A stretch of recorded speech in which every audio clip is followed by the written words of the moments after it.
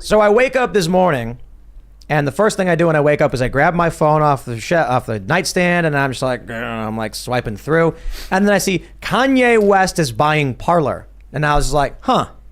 Well, today's going to be really weird, and yes, this was just the first story. So not only is Kanye West buying Parler after being censored, more interviews have come out where he's talking about Jewish people, and okay, we'll have to talk about that. But then I saw that I think let me just make sure it's Boston University. I think, yeah, Boston Lab. I don't know if it's the university. They took the spike protein from Omicron, which is infectious, and combined it with the alpha strain, which is deadly, creating a COVID strain that has an 80% mortality rate. Wow, what great news today! I suppose there was some good news. The polls are all starting to shift rather dramatically. Inflation has gotten so bad that the GOP is now starting to take the lead in tons of nationwide polls, which I guess is good news if you're tired of Biden and the Democrats' failure to get anything done. They like to talk about how Republicans are blocking them, but sorry, man. The Republicans don't have any power right now. I mean, they've got the minority in Congress. They're not in the executive branch, so this is all Democrats doing.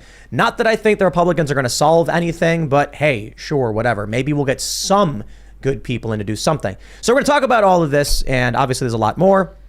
Ulta is being boycotted because they released a podcast featuring two adult males talking about, quote, the beauty of girlhood, which has resulted in, I think, what the cut refers to as TERFs boycotting Ulta. So that should be fun to talk about. Before we get into all that, my friends, head over to timcast.com and become a member. Support our work. We got an amazing on-the-ground reporting clip. We send out Elad Eliyahu, our field reporter. He's asking Fetterman supporters about when John Fetterman chased an innocent black man with a gun. He got a gun and chased this guy. Some dude gets up in his face screaming at him. They don't care about the politics they claim to care about. And I think it's a really great clip that really shows a lot of what these people actually believe. So Elad he's a straight shooter, man. He doesn't do gotcha questions. This is how they genuinely responded to him asking a real question about the campaign. It's because of your support as members we can produce these clips and get reporters on the ground and writing these stories. And as a member, you'll get access to the members only uncensored show tonight at 11 p.m., which I imagine you're really going to want to watch, because joining us today, we have two awesome guests. First, we have Chadwick Moore. Hey, great to be here. Thanks for having me. Absolutely. Who are you? I'm a journalist. I'm a contributing editor at The Spectator. I am also editor-in-chief of Outspoken, which is a LGBT-centric free speech, opinion, and news site. And I've got a book out now called So You've Been Sent to Diversity Training. It's a really fun romp into the nefarious and rampant business of DEI training in the workplace. So I get to talk to police officers, guys in the military, guys on oil rigs, secretaries, CEOs about their experiences with DEI. And it was really fun. It's a really funny book. So I like to call check it out. I like to say diversity, inclusivity, and equity. Yes. Yeah. DI. Yeah. And Biden just added an A to it. So now it's DEIA for accessibility. So it's becoming like LGBTQ. They're just going to keep adding letters. Accessibility. Huh. He has a new executive order about that. Yeah, exactly. Oh, maybe that's because that's Fetterman, maybe. Like, that might be a big deal. Well, and him too. Biden. Fetterman's using this machine to translate sound into text so he can understand what people are saying, because his brain isn't processing it anymore. Right. Yeah. So there you go. Yep. They're already adding it. All right. And well, thanks for joining us. We also have the ever wonderful Blaire White. Hey, thanks for having me again. So I'm a YouTuber, social and political commentator. Fourth time on the show now. Last time Alex Jones was blowing my eardrum out. So good to have both of them intact tonight, and I'm excited. And of course, you can get your T-shirts from Luke. Damn right. It's been a real sausage fest here lately. Ever since Lydia left, I come here. More like Himcast, right? Exactly. I come here with one simple message: "Don't nuke me, bro." A T-shirt that, of course, was inspired by Andrew Mayer, my friend, the "Don't Tase Me, Bro," who confronted John Kerry. If you like the shirt, you could get it on thebestpoliticalshirts.com. But be careful; Insider might see it as a very violent message. Right on. We also got Serge pressing all the buttons. Yeah, what's up, Splurge? I am here. Splurge, you heard it first from Luke. And I am the producer for Sausagecast IRL. Oh, thanks. Yeah, there's no women here anymore. No. But today we're good, right? Yeah, today we got inclusivity. Yes. All right, let's jump into this first story. We have this from Timcast.com. Kanye West to buy social media platform Parler after being censored on Twitter and Instagram. Hey, good for him. This came out of nowhere. Was there any whisper of Kanye West wanting to buy any social media platforms, let alone Parler? Never heard that. Was it knee jerk because of the banning, or had this been in the works for a while? I guess, man. I want to make a lot of people don't know this because I don't know if anybody wrote about it, but we're going to talk about it. Sorry, Parler. Look, I got no beef, but when Parler was issuing the release about this purchase, confirming it, they accidentally copied I'm assuming every PR email, and there's just hundreds of people. Look, so I get an email with hundreds of other emails attached to it. And I get these PR emails all the time. Normally what happens is you blind carbon copy someone. So you put all your PR contacts in BCC so no one can see anybody else. But they accidentally just carbon copied every one of their contacts. I'm assuming everyone, but it's hundreds. And then all of a sudden I start getting responses. People are emailing me and I'm like, wait, what's happening? Who's this guy? And then all of a sudden I see a bunch of people I know that are on this email thread and I'm like, yo, Parler just sent out the email addresses of all of these VIPs and high profile people to everyone else. So now we've got Charlie Kirk, you said Diamond and Silk. Yeah. Sandra Fairbanks is on it. I'm on it. Joey Salads is on it. Oh, yeah. I got the I think it's probably every verified account who has a Parler A through J. Wow. I was included on their Someone's email getting address. fired. Oh, Yeah, wow. I got So maybe a lot that's what of it was. I Maybe just it was looked their at- users. Yeah, maybe that's what it is because it's not press reps, it's famous Yeah. people. Some members of the Trump family I saw on there. Wow, no Trump way. adjacent Yeah. people. So I've got a lot of email addresses now. Well, I guess all of these high profile people are media personalities. So Yeah, it overlaps. Politicos and media personalities looked like. So yeah. that happened, and they sent me an email apologizing. And so it's like, these things happen, but this happened. And I was kind of thinking like, this might be like a big story because there might be some people who don't want anyone to know that they've been in communication with Parler or something like that. So one email from someone said, like, they seemed pissed. They said, Parler really values our privacy, I guess. And it was pretty brutal. But anyway, mess up. back to Kanye. Does this story matter? Okay, well, before we talk about this, I got to get something out of the way before we talk about this. I'm so sick of artists, especially rappers, changing their names, and we're all supposed to go along with it. Like now You he's changed it to Ye, right? I'm not Ye. going to say Ye. Ye. I feel stupid saying Ye. I'm going to say Kanye. Like, how many names did P Diddy have? Like 10. Yeah, it was I like think every something week. like that. That's But- just I just had to get that out of the gate. He also had a fight with P. Diddy. did. Well, now they've had a big fight. Yeah. Oh, yeah, they had the Over the texts, text. Well, the that's where a lot of those blow-up comments texts. came out of, wasn't Yeah. it? Yeah. Yeah. But you know what I love when Diddy changed his name? South Park really went for it. Do you remember that episode Yeah. where it's like, did Diddy do it? Diddy did do it. Diddy did- What about this? Diddy didn't do it. But then he changed it back to P. Diddy, right? Now it's just full circle back. But when I was a kid, he was Puff Daddy. Yeah. Yeah. And then he was Sean Puffy Combs, and then he was how many other names since then? It was a few. So- It was a few, yeah. It was It a was lot like of a them. meme. Yeah, I don't know what that's about. But, he can call himself whatever I want. The question is, Right. Look, Parler was, I think Parler may have been about to displace Twitter. It was growing so rapidly. It was the top of the charts. Everybody was getting on it, and they really had this momentum. And then big tech colluded all at once with a false pretext, January 6th, to just ban them outright. Yeah. Yeah. So the Parler did have a big impact, but I don't know if it's there anymore. I guess Kanye is just making sure he can't be banned from any kind of social media. He'll still be able to post stuff. Well, yeah, he was banned from, of course, Twitter and Instagram because of his salacious comments that, of course, he was making. He's also being described by some people as an artistic genius, and other people as just a crazy lunatic. Either way, I think there's going to be some exciting changes coming to Parler. It's going to be interesting to see what he does with the platform. He definitely is an outside of the box thinker, to say the least. He also was just caught wearing a Satoshi Nakamoto hat. He was just debanked by, of course, JP Morgan and Chase, the bank of Jeffrey Epstein, who, of course, right. really Invert that though. He got debanked and then wore a Satoshi Nakamoto, right? Yes.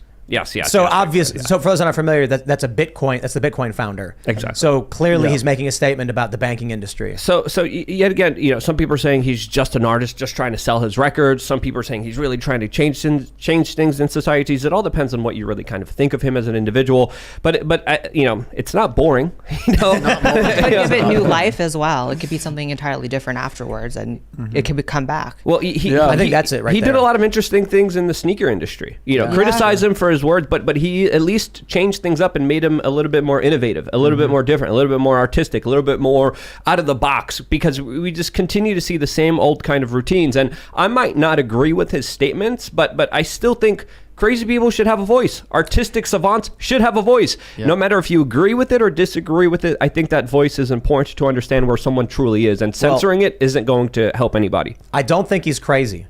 I don't think he's crazy. Like, Yeah. he may be eccentric, but he's clearly followed very, very specific logical paths to become a billionaire.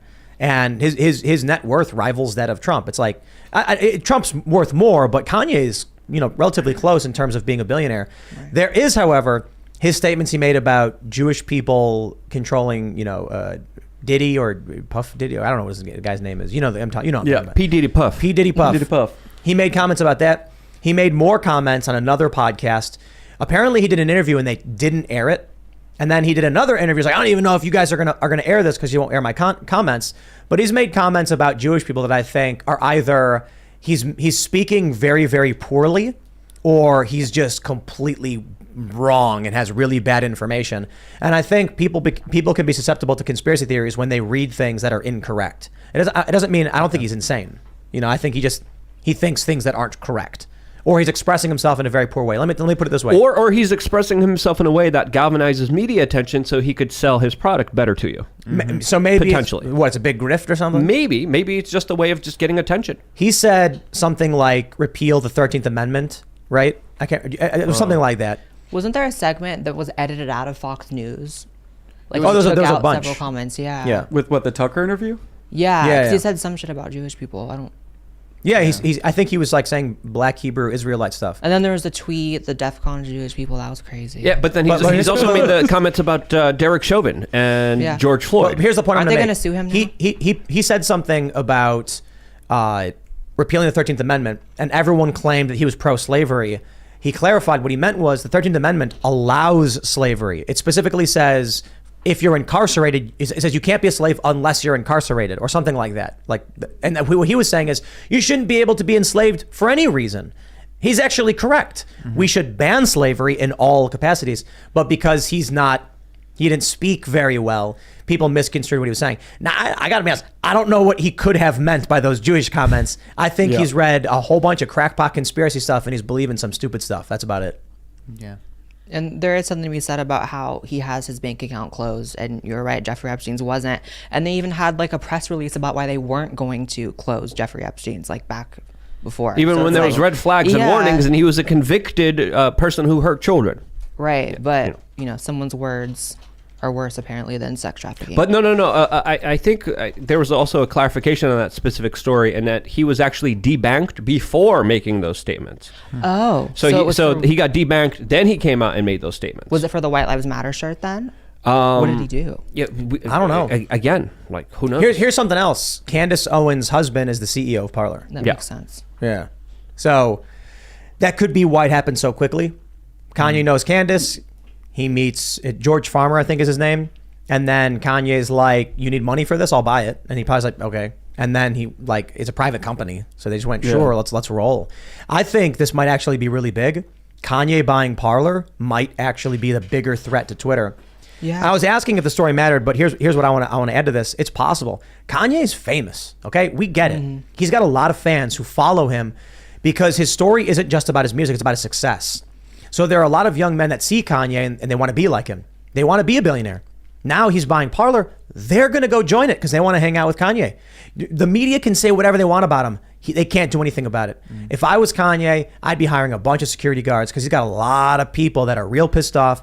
And it's dangerous out there, man. And with Kanye owning Parler, then it maybe won't be necessarily like a right-wing social media. You know what I mean? It might be actually just apolitical people, his fans that have no interest or aren't even right-wing, So it could be a big deal. If Black Twitter moves over to Parler, then exactly. Twitter's finished. Yeah. If Black Twitter leaves, then Twitter's over. Yeah. That's a good point. 100%. And that would make it not that. I mean, we see these alternative social media sites. Yes, we're glad they exist, but it's all right wingers. It's boring. That's always my issue. Yeah. It's like why I'm not on Gab and all these things. It's like I don't want to just talk to people who. Yeah, I would take the hate over just blind. You can't troll. Yeah, you can't fight with liberals. You can't troll. Yeah, that's true. Yeah, the troll is the most important part. I mean, that's why I love the internet. Yeah, that's why I love Twitter. Yeah. I'm like, I get to troll people. People get to troll me. This is awesome and fun. So I mostly like my Twitter is I'm like my followers are mostly in on the joke, but sometimes they're not, and it's weird that they don't get it. Yeah. Like I've tweeted a bunch of crazy stuff. I tweeted like, have you considered spaying and neutering your children to prevent overpopulation? And there are people following me being like, yo, bad take, Tim. I can't believe you would say this. And I'm just like, welcome to Twitter, dude. Like, Yeah. I do not take this platform seriously. It is full of nonsense. Right. Exactly. Well, that's autism, and I'm autistic, so I can say that. Hey, same here. Is it? Is that what I don't know. I think just taking it so bluntly and seriously. Oh, I see. Like not understanding the social cues. Yeah. That's really crazy to me that I don't understand how people. I kind of feel like people are pretending to not get that my jokes make no sense because they want to have something to be angry about. That's true too. Like the anime thing with Matt Walsh. Oh, I'm right. saying it's demonic. He said it was It's a satanic. perfect example of that. He's like, so for those that didn't see, Matt Walsh, Media Matters went after him because he said, what do I think about anime? I think it's satanic. I don't have an argument for it, but, something demonic about it. And then everybody goes nuts. And it's just like, these are not serious people. And you don't insult anime fans, because I was on the pop culture show earlier and I said something like, what constitutes being anime? Does it have to be Japanese or not? And people got so upset. They're like, no, it's also from here and here and here. I was like, oh my God. Yeah. Let me not even bother these people. It's like a whole universe you don't know exists until you kick a hornet's nest. Yeah. And they all come after you. Yeah. Yeah. Yeah, it's like My favorite was when Matt Walsh said that the Little Mermaid should have translucent skin and look like a floating skeleton. Oh, yeah. And they said it was racist or something. Yeah. They're like, he's racist because there's a black mermaid. It's like, and then what did he tweet? He's like, they're mad because I'm defending translucent. He called himself a trans rights activist for Translucent, yeah. translucent people.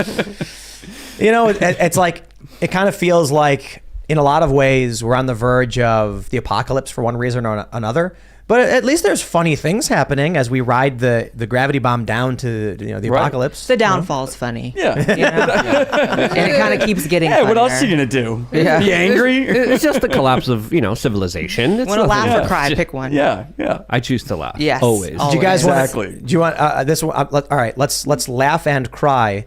I feel like with a story like this, you could either laugh or cry. Oh God. This is from the Daily Mail. Lord. This is playing with fire. It could spark a lab-generated pandemic. How about that? Experts slam Boston lab, where scientists have created a new deadly COVID strain with an 80% kill rate. Why? Great. Why are they making this? So here's what they did. Actually simple. So the Omicron strain mutated over a long period of time. COVID goes out. COVID kills a lot of people. The Alpha strain was very deadly. Over time, it was getting more infectious but weaker. That's how viruses tend to go. The Omicron strain was very infectious, but not as deadly. That makes sense. If something's too deadly, people die before they can spread the disease. So these researchers took the spike protein from Omicron and put it on the Alpha strain, which is more deadly, creating an extremely infectious and deadly virus, which killed 8 in 10 of the rodents infected. Oh my God. Why? Wow. Why did they make this? Nice little Christmas present. Yeah. Why was Peter Daszak of Echo Health Alliance doing similar projects back before, of course, the larger COVID pandemic that happened when he was exactly looking at bats and coronaviruses in the Wuhan Level 3 Institute of Virology that, of course, had poor security protocols, according to many even State Department protocols and documents that came out there. Why did they do this? And the question is, they're doing this on even bigger levels than we could even imagine. And the argument here, the basic argument that they're making is we need to do this in order so we find a solution for it in the future. Number one, a lot of scientists argue that the probability of something like this happening naturally is virtually almost impossible. But two, why are you trying to make this current strain that much worse when you couldn't even figure out the original strain? Right. There is no solution. There is no medical solution towards the original strain. So why are you studying? Why are you wasting so much time looking at some hypothetical when you can't even figure out the original problem? So that's something that needs to be understood here, as well as the fact that, again, Peter Daszak is continuing to do the same experiments in other countries. We know about this because it's Boston University, but what about the studies in Laos? What about the studies in Myanmar? What about the studies going on right now in Vietnam that we don't know anything about? That Echo Health Alliance, by the way, was subpoenaed, was told by the U.S. government, hey, you got to send us your notes about what you guys were doing with the coronavirus in Wuhan. EcoHealth Alliance, even though they were financed by the U.S. government, by Dr. Fauci, said, no, we're just not going to give you any of the notes. They're not being transparent, and they're being rewarded with more grants that were just issued a couple weeks ago, continuing to make viruses as lethal as they can. Why are they doing this? A lot of people speculate bioweapons. And this could be one reason why Bill Gates came out a few months ago and said the second pandemic is going to be a lot deadlier. He said that very promisingly, and who in the world knows what they're up to? Happily, probably. What's that saying? We spend so much time wondering if we could do it. We never asked ourselves if we should do it. Something like that. Yeah, Yep. that's a good reference. I'm like reading this story where they're talking about taking this protein and making, so the Omicron strain infected mice. The mice did not die. They then created like the Omicron S strain or whatever they're calling it, and it killed 8 out of 10. And they were like, oh, look, we did it. We made something that can kill mice. It's like, I look at that and I'm like, yeah, you could have injected them with bleach. That would have killed them too. Right. Like, obviously, this, like, you make a deadly virus, it will kill them. I don't trust them. We had a conversation with Drew Miller, who has a PhD in, nuclear wartime battlefield stuff or whatever. And he was talking about how we have no biolabs in the United States. Like, the United States does not operate bioweapons labs. And I'm like, it's just semantics.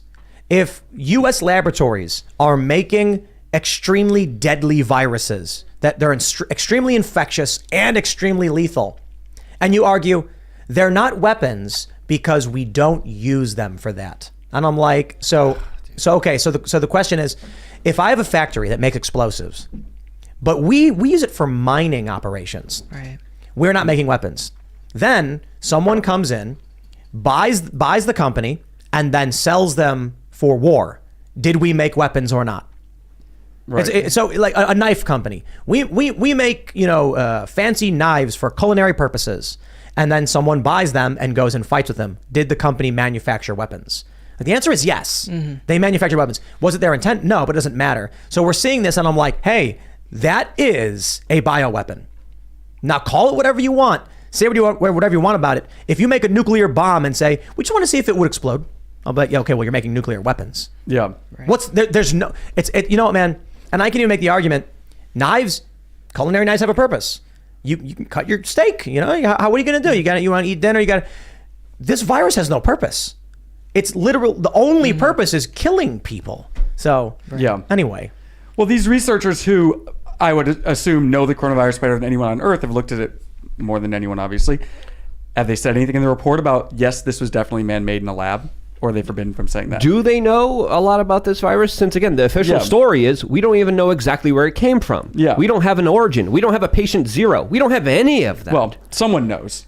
Someone, of course, knows, but there's been a large cover-up effort. EcoHealth Alliance doesn't want to share their notes about what they were even doing with U.S. grant money from Dr. Fauci in 2020. Right, I thought it was someone ate bat soup a block away from the Wuhan virology lab. Yeah, but then the Impossible. bat fucked a pangolin first, and that's how it came. Yeah, there's also a pangolin involved here. real? I think that was an episode of South Park as well. Right, yeah. But again, no that was official actually in the story. news, too. Yeah, and ever since COVID, there have been 40 new biological labs that have been started up, doing extremely dangerous testing, mixing in viruses. And again, there's no perfect security at these places. Like, we have to understand, it takes one small mistake. It takes one hole, one puncture, one mistake, one intern, and that virus spreads everywhere. So where is all these worthless international organizations we have, where is the international effort and treaty against proliferating this sort of research, this game of function? We have it all with nuclear weapons. Where is this going on? Well, bioweapons are apparently banned under treaties. And that's what we were talking about last week. And so it's like, we're not making weapons. We're just making extremely deadly viruses that serve no purpose other than killing. Yeah. Okay. Right. Yeah. So yeah, maybe we need to relook at those treaties again and exactly say what kind of research is permitted and what isn't. Well, what if, this is a question that was brought up, what if all these other countries are doing it and the U.S. isn't? Yeah, exactly. So, with mutually assured destruction, I suppose the argument is, if we didn't have nuclear weapons, we'd be at the behest or of anyone else, the beck and call of anyone else who has nukes, who can threaten us. So everybody gets them, and then you can't bully someone. You could say something similar for any kind of bioweapon. It's like, hey, we all have them, so you better not release them. If the U.S. wasn't doing it, would that be a risk? I think the problem with bioweapons is they're completely undetectable.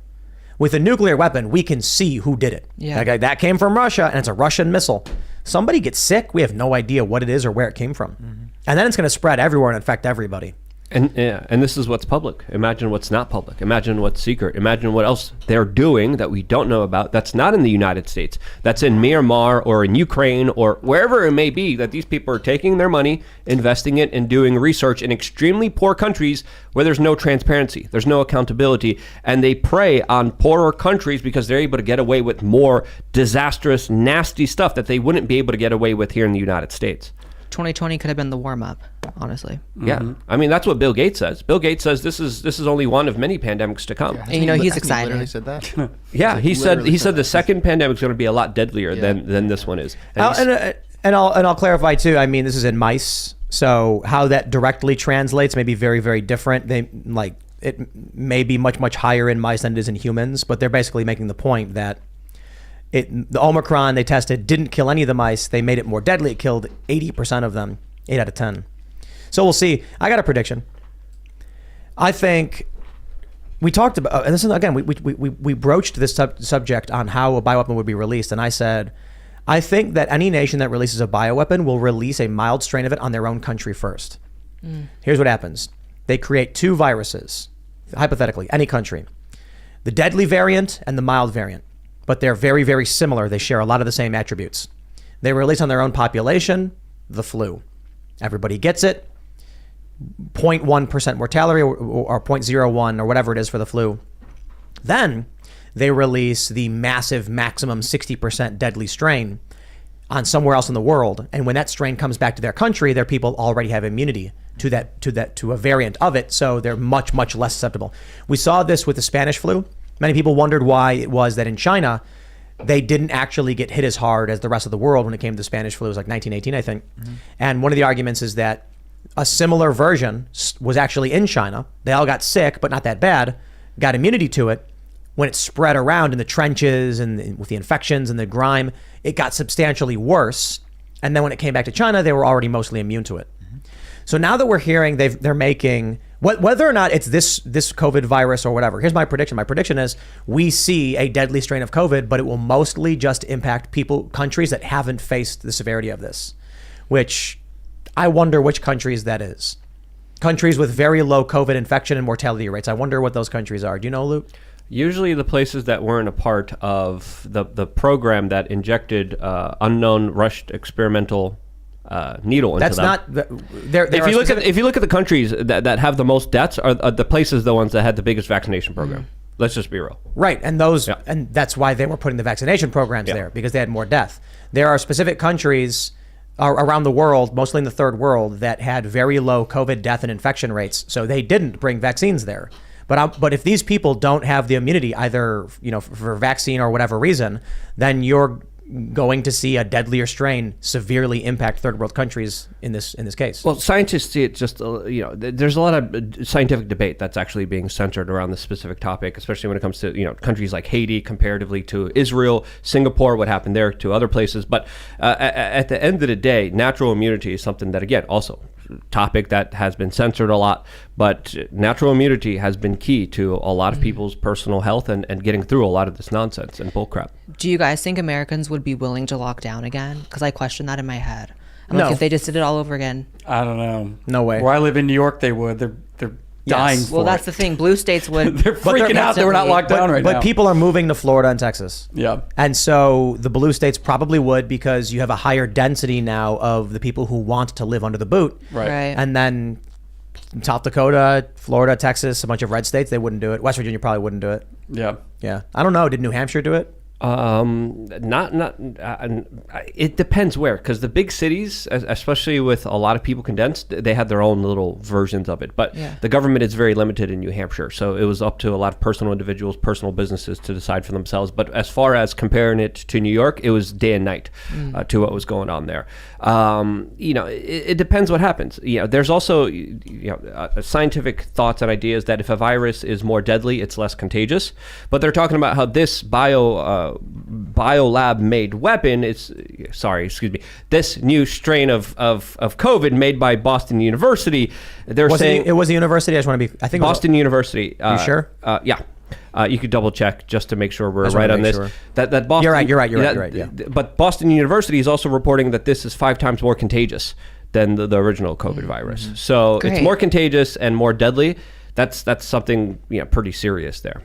Because naturally, viruses just want to spread. They want to live. They want to go from host to host to host and not kill the host. Because when you kill the host, you stop the spread of the virus. Right. So this one, with the data that they're reporting, is very troubling because high death count and high transmission. Yeah. So it's why? It's like the Jurassic Park just stop? Let's get apocalyptic. This is the greatest headline that's ever been written ever. From Business Insider. Putin's nuclear threats are pushing people like Trump and Elon Musk to press for a Ukraine peace deal. A nuclear expert warns that's dangerous. Wow. 1984. Here we are. So good. That is, it's the best. You know, the reason why I say it's the greatest is because you could have just said war is peace, you know, or whatever. Yeah. But they really went for it. It's very long. Yeah. And it really nails the peace is dangerous. Right. I love that. A nuclear winter is actually a nuclear spring. Oh my gosh. Well, hold on. It is dangerous because a small nuclear war could stop climate change by killing tons of people, I guess. Yeah. Yeah, You well, guys saw that article from Huffington Post, right? No. It's like from 10 years ago. It says, could a small nuclear war reverse climate change? Oh, yeah. So, like, What's the argument, like lowering the carbon footprint of the overall population? Yeah. Like, yes, seriously? the carbon footprint is in the human beings that are carbon. Yeah. Well, there you go. Okay, well, let's see what they actually have to say about this story. They say, an understandable desire to avoid a nuclear war could actually make the world more dangerous if it means rushing to implement a peace in Ukraine that serves Russian interests, an expert told Insider. Oh, an expert.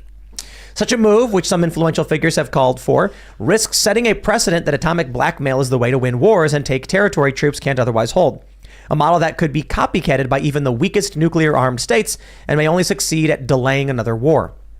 Pavel Podvig, an expert on Russia's nuclear doctrine and capabilities at the UN Institute for Disarmament Research, said in a phone interview from Geneva that such a deal on terms deemed favorable by Moscow in the wake of battlefield losses and an explicit response to the Kremlin's nuclear brinksmanship could well make the world much less peaceful. The West supports Ukraine with weapons and financial and moral and political support. Giving that up and saying that, well, you know, we're too afraid of nuclear threats and we just want to make a deal, that would certainly set a precedent that would not be very positive. If you yield to this nuclear threat once, then what would prevent Russia in the future or others to do the same thing again? How about nuclear weapons in countries like the United States and positioned in NATO? And what we're talking about right now is Ukraine, which is not a NATO member state, not a EU member state, not in a position where we should be sending weapons, US personnel, NATO citizens, special operations, intelligence, and engaging in war with Russia. Hey, how about that? You want to come and claim that I get the point they're trying to make, but it's bunk. Russia is having a border dispute. They invaded Ukraine. It's a border dispute that does not involve the United States. Right. We've made it our business for some reason. That's the problem. Yeah. Plus, more importantly, it's historically inaccurate. Look what happened during the Cold War. It was only because of de-escalation. It was only because of peace deals. We didn't blow each other up, and it didn't lead to, of course, a misbalance of power. And again, this is just a lunatic, sociopathic, bloodthirsty, neocon war hawk that's spewing utter nonsense, literally trying to tell you that war is peace. What is about our current trajectory playing nuclear war chicken that is going to be leading to any kind of resolution or peace, as we're only seeing escalations? Where's the de-escalations? Where's the peace talks? Where's the negotiations? None of that. And it makes me nervous because it reminds me of right before COVID and people were just kind of talking about viruses and all of a sudden the world changed in ways you didn't expect. It was like, it feels like that, like right before something big. I got a pitch for the UN, for Joe Biden, and for NATO. All right. You want to get people in on this war. Here's how you play it. You guys ever play Fallout 3? No. Luke? Yeah. Yeah. Nope. Yeah. Eh? Fallout 3? A while ago. You know? Was that Hey, Xbox 360? fun game, huh? Yeah, it was. Yeah. You never played it? No. What's the? Nuclear apocalypse happens and you come out of a vault afterwards and Uh-huh. you try and scavenge the wastelands to survive. Oh, So they need to play Game it. of the year when it came out. Hey, No, I'm just wow. saying people really loved the game. Yeah. Oh. Oh my god. Nuclear apocalypse. Yeah, what's the big deal, huh? Right, yeah. Worst case scenario, it's going to be just like Fallout. You're going to go into the where do you go? Into the Lincoln. Wasteland. No, there's a building in DC where you get the Lincoln's repeater. I can't remember what it is. But whenever I start Fallout 3, I immediately go into, there's a government building. You've got to stealth past some ghouls. Ghouls are like radioactively burned people. Uh-huh. And then you open up this case and Lincoln's Winchester repeater is in there. And it's an excellent, excellent weapon in the video game. Yep. So I'm just saying, you know, they're saying peace is dangerous. Yeah. This is not the pitch to get people to be all in on nuclear war. You got to have them play Fallout 3 and then be like, now, wasn't that fun? That could be real life. Yeah. You could be eating moldy cheese off the ground, but Yeah. for real this time. Drinking out of toilets is another thing you do in the game. And then you get radiation poisoning. But too much radiation poisoning and you get superpowers. Yay, radiation poisoning. There we go. This is absolutely just so mind-boggling. I saw this thing and I saw this article and I was like, I need the shirt. Don't nuke me, bro, because we need this message out more than anything else right now because it's absolutely ridiculous. The Guardian wrote an article today talking about how the West is making plans to avoid panic if Russia uses a nuclear bomb. That's an absolutely crazy goalpost line that we're at right now. That is absolutely ridiculous. And according to a lot of military strategists and even intelligence officers, they're saying that it's between a 10 to 25% chance that Russia will use a nuclear bomb.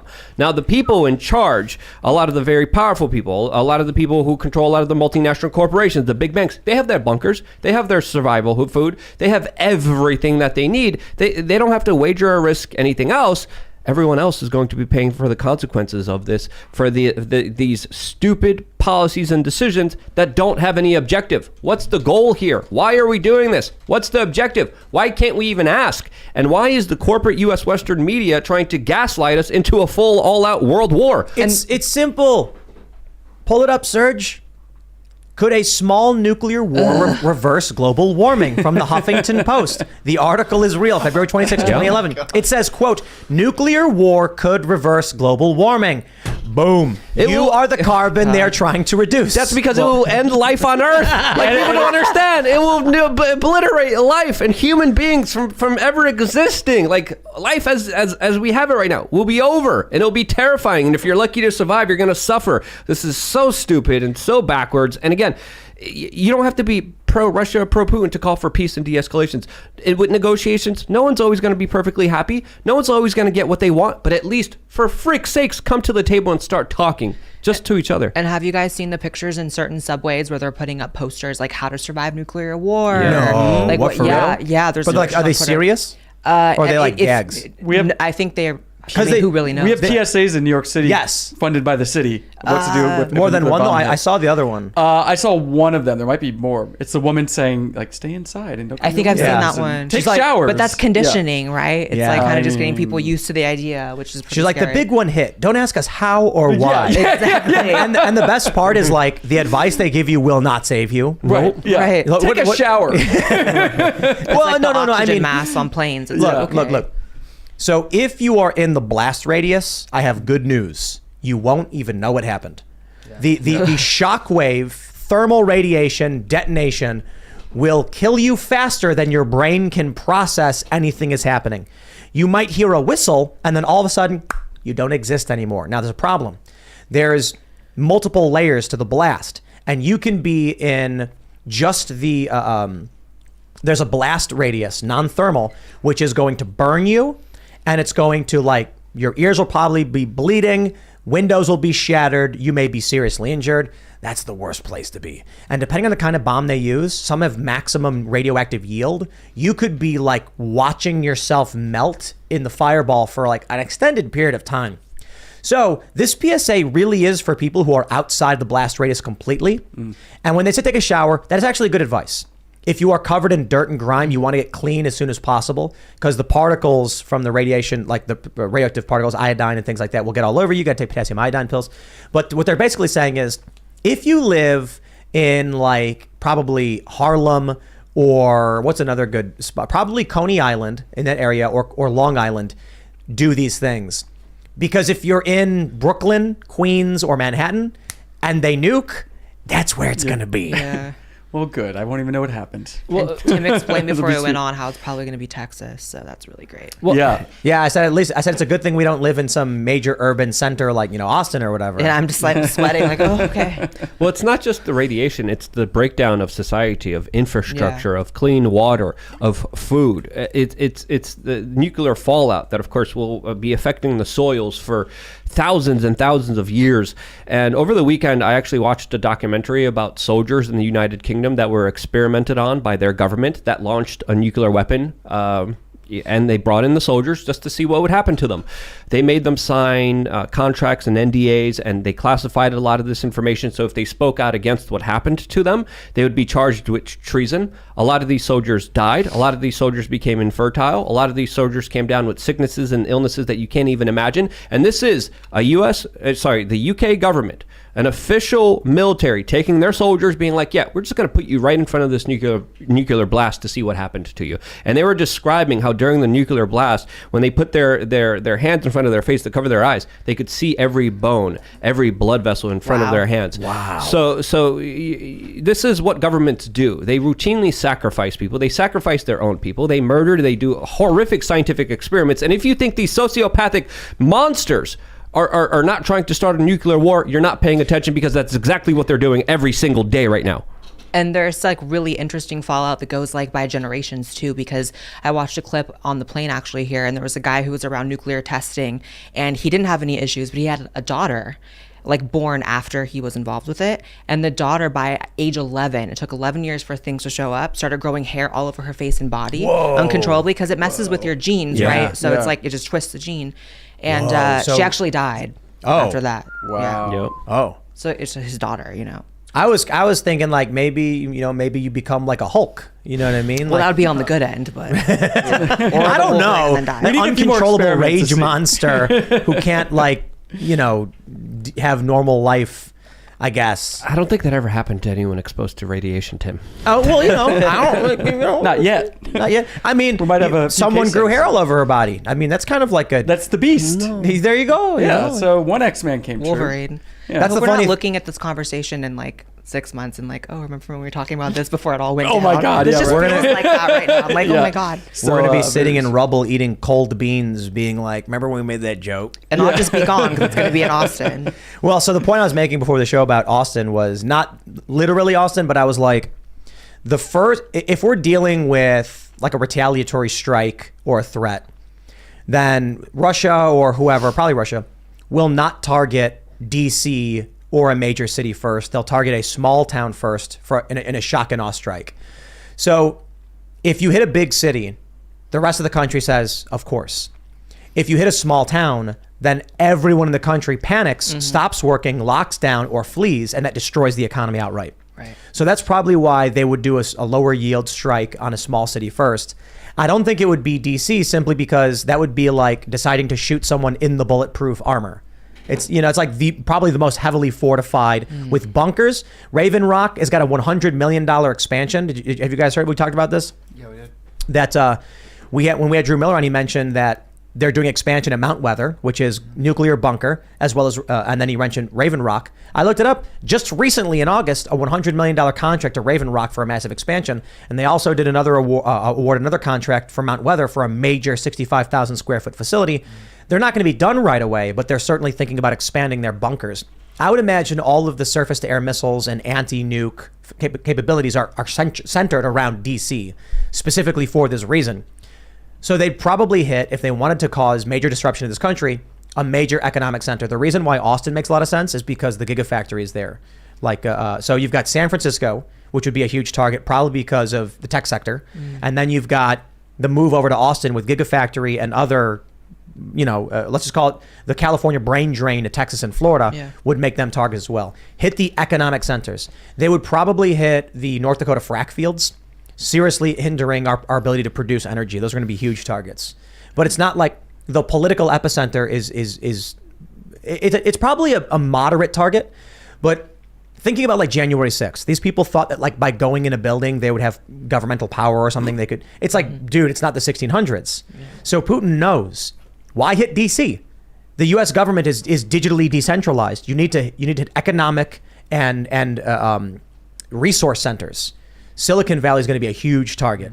All of the managerial power for all this infrastructure, you hit Silicon Valley, our financial processing takes a major hit. So we as a country need to be diversifying all this stuff, not just because of the culture war, but because of the risk of hypercentralization in a war. You don't even have to do that. You just have to go to China and be like, hey, stop sending them stuff. And then we're screwed. Our big pharma industry, screwed. All the cheap plastic stuff, screwed. And that, again, would be a very serious consequence. I'm hearing that Kanye's new interview just got taken down. The Drink Champs. That was the one that he was talking about. Yep. Got taken down? I'm not sure. I haven't seen it. I'm trying to look it up right now. That's just, someone just sent me there right now. So anyway, nuclear war and all that stuff. So what was the official reason that we hit Nagasaki and Hiroshima and not Tokyo and Kyoto? Was it that reason? I don't know. Not the that might you don't want to be- hit the capital. You well- want to do a smaller. Well, a lot of scholars argue, one, it's because the Japanese were fighting to the death.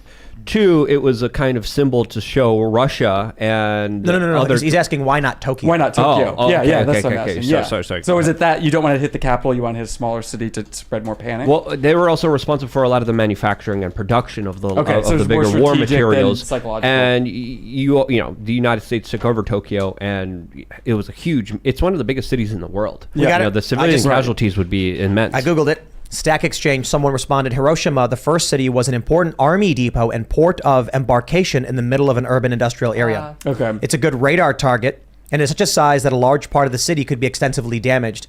There are adjacent hills which are likely to produce a focusing effect which would considerably increase the blast damage. Wow. That makes sense. Due to rivers, it is not a good incendiary target. There were also 4 other possible targets: Kokura, Niigata, Yokohama, and Kyoto.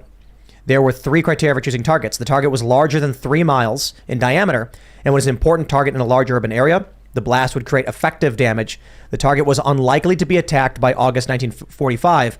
Any small and strictly military objective should be located in much larger areas subject to blast damage in order to avoid undue risk of the weapon being lost due to bad placing of the bomb.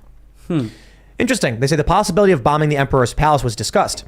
It was agreed that we should not recommend it, but that any action for this bombing should come from authorities on military policy.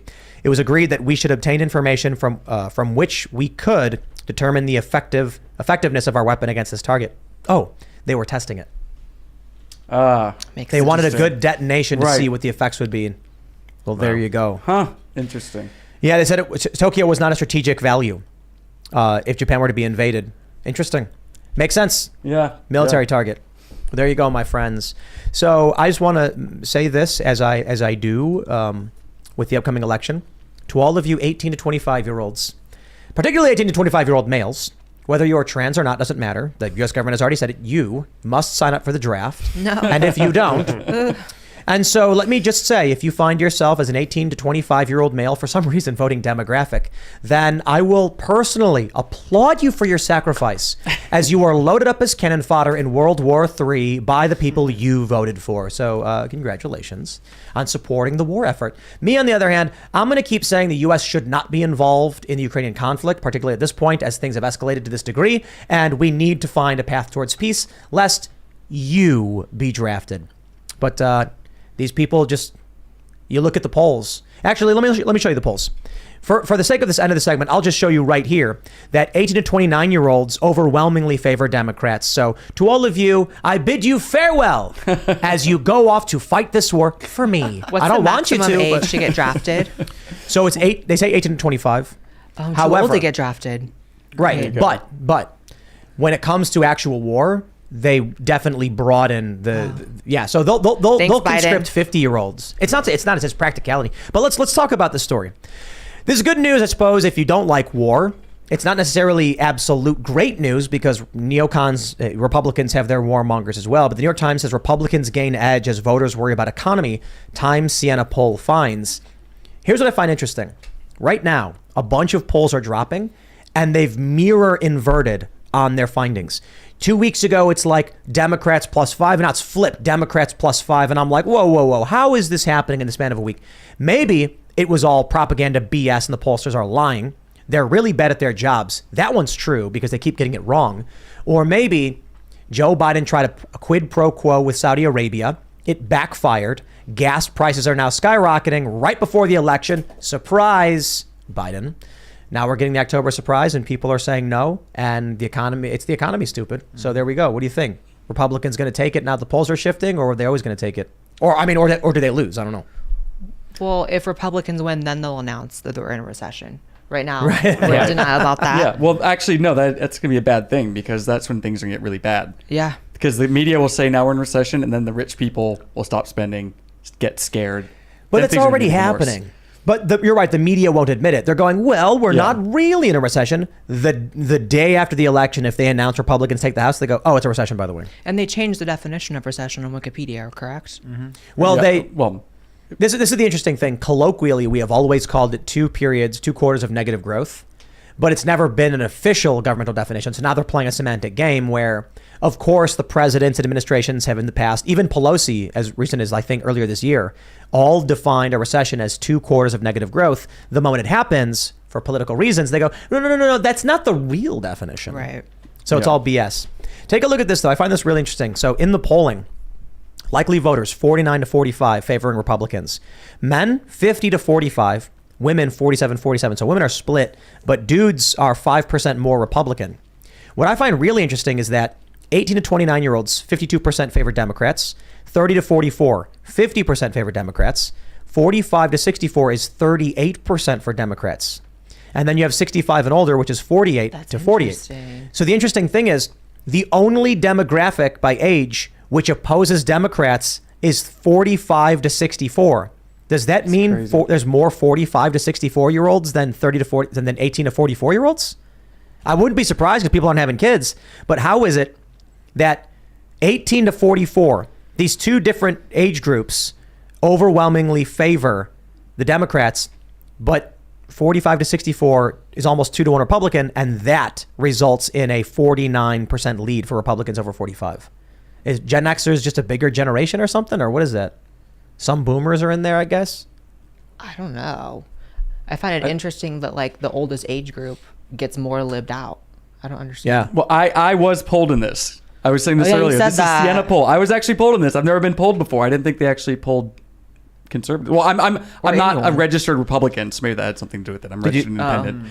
No, but this is all likely voters. This is all likely So voters. you probably said you're favoring Republican. Yeah. How old are you? I'm 39. Oh, okay. So Yeah, you're in so that. I'm in that. Yeah. I don't trust it. It's only 792 likely voters. It's like it's not that good of a sample size. Getting over 1,000 is typically better. It's not the worst, but it's low. Yeah. But here's the other interesting factor. This is national. This is not swing districts. So when you look at actual swing district polling, if the national polls are this bad, and this includes safe blue and safe red districts, it's looking apocalyptically bad for Democrats right now with like a couple weeks before the midterm election. Mm-hmm. Good news? I don't know. Well, I'm skeptical of both political parties, especially with how much disastrous foreign policies came from Republicans and right-wingers all throughout the last few years. There is a battle within the party, so it's going to be interesting to see how it plays out. Any politician, I just see them. I said this before the show, all as welfare queens. I'm not a fan of any of them. Is it going to really change things? Maybe, maybe not. But I'm more skeptical. I do believe the real change is going to happen with individuals losing faith in the institutions and becoming more personally responsible for themselves and making the right decisions with every small action that they make, whether it's their thoughts, whether it's their dollar, whether it's their vote. And I think truly on a local level, it's going to matter a lot more. So is this going to matter? Is this going to change our perspective? I don't know. I see the baseline Republican Party going along with, the COVID policies, the war policies, and I don't see much changing from it, to be honest with you. I mean, I kind of feel like there's at least enough good Republicans who are running who are going to block a lot of these efforts. The issue is half the Republican Party is establishment shills. Yeah. Even if the Republicans get a majority, those Republicans will vote with Democrats in favor of war, and the House will keep funding all this stuff. Yeah, the Lindsey Grahams, the Mitt Romneys are definitely peculiar Republicans, to say the least. But there hasn't really been a full shift, and there's been a big pushback against a lot of the populist Republicans that actually do talk about what people want and need and talk about the changes that would actually make a difference here. But to me, I'm just a skeptical person, so I could just be too pessimistic. Are you guys optimistic or pessimistic? There is the new wave of like the Carrie Lakes coming up, and that looks hopeful. But I mean, traditionally, like Republicans don't ever really do shit when they're in power, so it doesn't exactly make me hopeful to see that and think things are going to change. But Interestingly, though, sorry, they're kind of the party that just sits on their butt. 100%. Sorry, Yeah. go ahead. Well, but our populists are very against the establishment and speaking out against us. As you said, of course, the establishment's still in the way. But look at the left. Look at their so-called populists, like the progressives, the squad people. Yeah. They just fall right in line. If you had a coalition between the AOCs, who should be against this kind of stuff, and the Marjorie Taylor Greens, who knows what could be accomplished, but they're whipped by Nancy Pelosi, and there you have it. Yeah, more It's going to be weapons. their fault we're going to war. It's going to be the populist left, I kind of feel like there's a strong possibility Pelosi won't be in office after this. Yeah. Well, maybe the speakership. I don't know. She's not planning on retiring. She said she's running for re-election, right? Yeah, I believe so. And then there's no way she loses in that district. No way. But I wonder. I don't know if she'll be speaker. That's. I'm just hearing scuttlebutt that it sounds like, for the Democrats, they're not expecting that to be Pelosi. Is it because she's going to pass away or something like that? Why do you think? What's the reason why That's they what I say was- that? No, because Republicans are going to win. When Republicans win, they'll vote for somebody else. So, but we'll see. I mean, does that mean it's Kevin McCarthy? I don't know. I'm just hearing some scuttlebutt behind the scenes that it sounds like preparations are like there's an expectation. I can just put it that I can't. I don't want to out any source or anything, but it sounds like there's expectation that she will not be speaker at the very least, and maybe not even be in office. Although that seems like the longer shot. It just seems like she's not going to be Speaker of the House.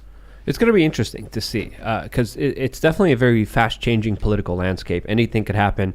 We're still, in October. There could be a lot of surprises coming our way. I think there will be.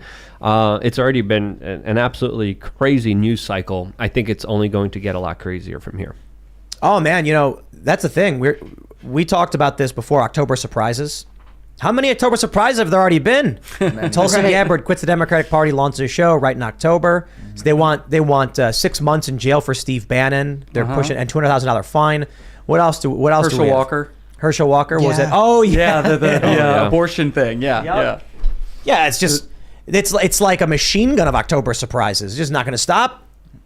I wonder if they tried to make the Roger Stone thing one, like just hoping people would fall for it. Oh yeah, the Roger right. Stone Yeah. thing. Yeah, that was crazy. We'll talk about that one in a second too, but we've got a whole bunch of October surprises, and I wonder if any of it really missed. Oh, the Nancy Pelosi thing, where she's like, "This is the moment I've been waiting for." I can't believe they thought that was that supposed to be good for Democrats?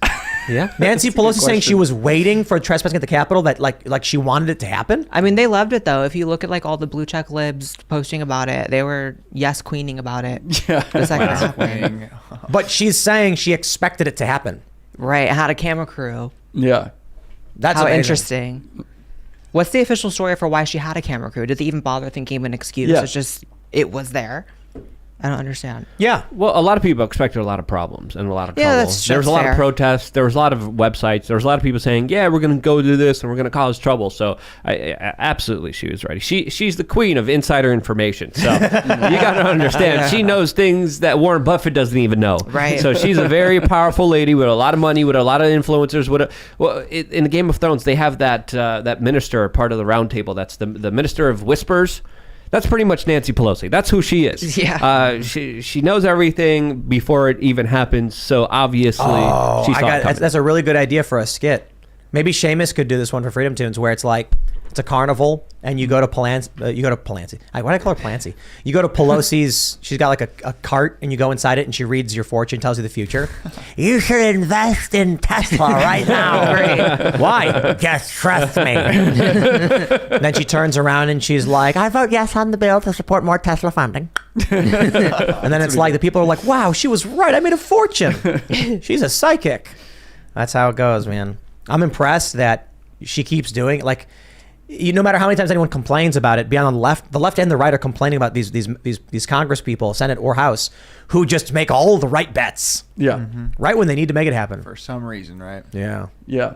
And there's little support on banning members of Congress from trading on Wall Street. I wonder why. I wonder why that is. Absolutely It's so amazing. Or interesting. regulations or accountability or some transparency. Oh, None of let's- that. No. There's so many like viral TikToks of people just investing in exactly what Nancy Pelosi does and just having They success banned from those it. accounts apparently. Yeah, Did they really? Yeah, That's so they did. disgusting. Wow. Let's talk about this Roger Stone video. We have this story from yeah. Insider. New video shows Roger Stone warning Trump will get his brains beat in if he runs for president again. So here's what I see. Let me see if where do I have this tweet? Okay, that's not it. Where did I put the tweet? Jump scare. Do I not have the? Okay. Oh, it's right here. It's literally right here. What was that? Jump scare? So here's the tweet from Christopher Goldbranson. It says, footage from January 20th, 2021. Stone supports impeaching Trump. Run again and you'll get your effing brains beaten. What you can notice right here is as I froze. Actually, let me just play the. Actually, I don't know if I can play the video because he swears a lot. Yeah, a lot. A lot. A lot, But a lot. in the video, and then he also makes a threat. You notice you can't see his mouth. His hand is covering his mouth. And he's saying, like, I'm going to come out in support of impeachment. I saw this video on Twitter. I didn't know about the greater context, but I noticed it looked really weird. And then I noticed, let me see if I can zoom in. I noticed something when I was watching it. Take a look at this as I play it slowly. Look at his mouth. You can't really see it, can you? And then we get to this point near the end, and just wait for it. And there it is. And boom. Right there. His mouth is gone. I understand video artifacting. It happens.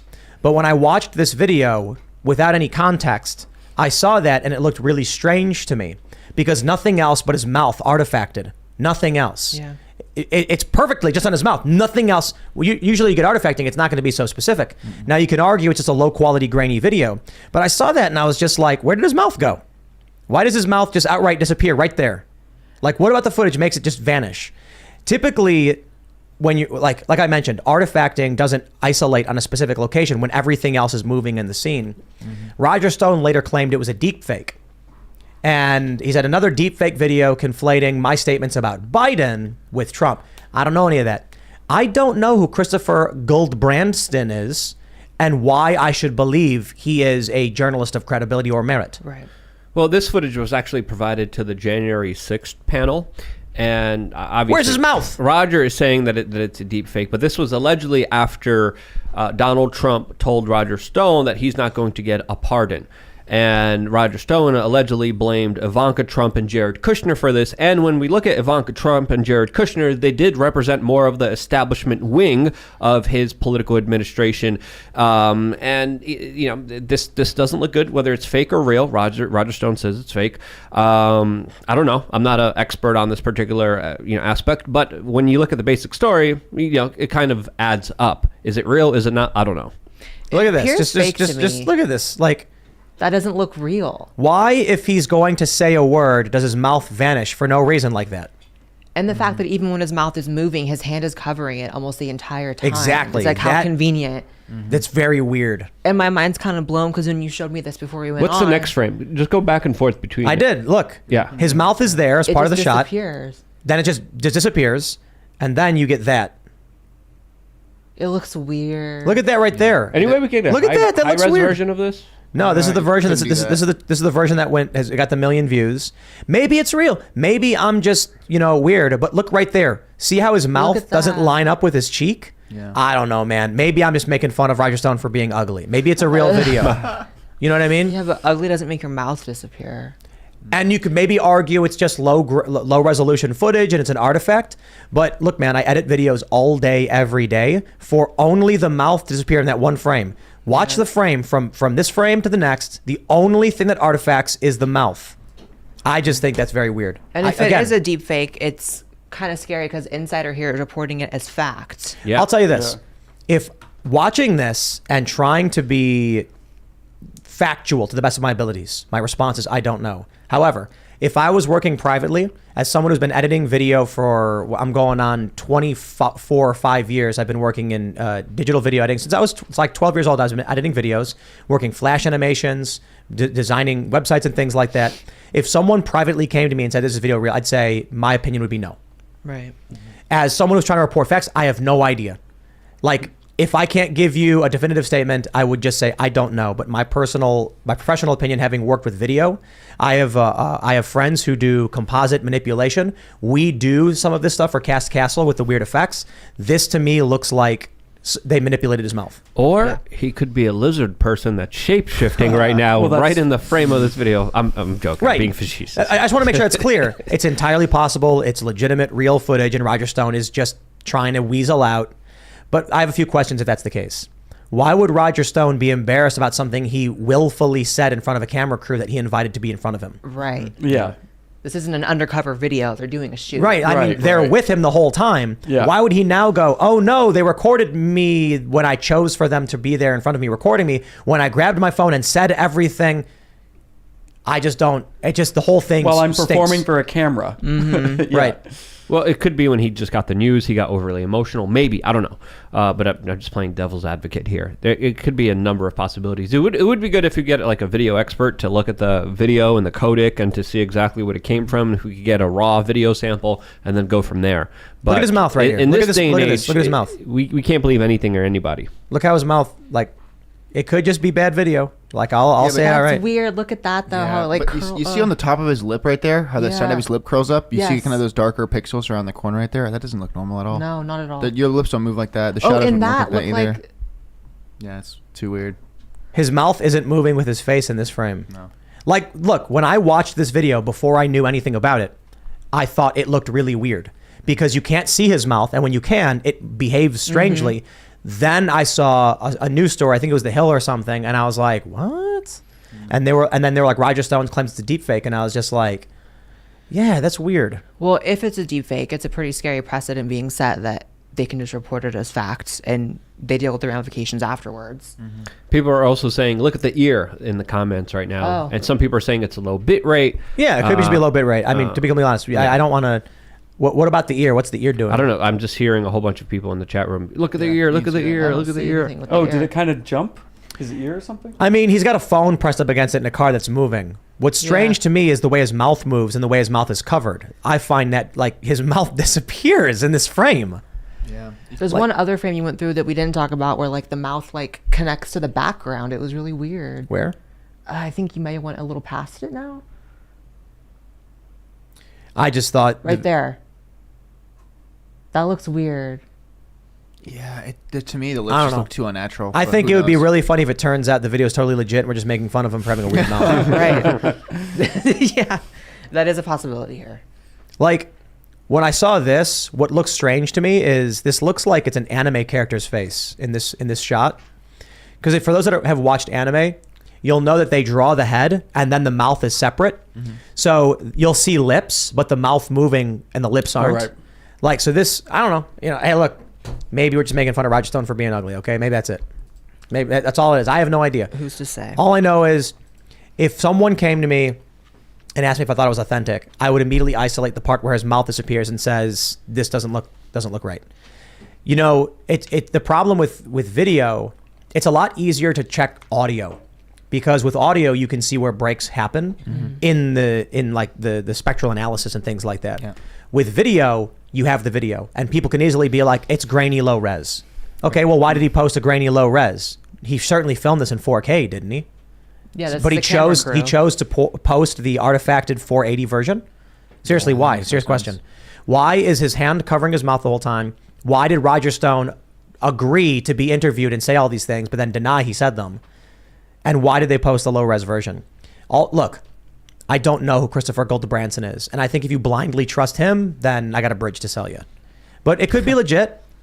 For all I know. I don't know, man. Yeah, what do you think? You think Roger Stone actually turned on Trump and Ivanka and Jared and all that? Or do you think we got a dark future ahead of us where no-name people you've never heard of can post these things without risk their reputation, and that's why they do it? Yeah, I think that is the future, right? I'm seeing more and more all the time. Like even on my Instagram discovery page, there'll be a video of like a celebrity and it looks so real and you click it and it's clearly not, you know? So it's getting better and better, which is pretty terrifying. Well, he didn't get a second pardon. Kodak Black did. Yeah. But not Roger Stone. So Right. So maybe he's really, really mad. could be, potentially. He's saying that he was talking about Biden. I know journalists do that. They look, Oh, man. yeah. People, they ask like, should I do the interview with, you know, this mainstream company? And I'm like, no. Because they'll say something like this.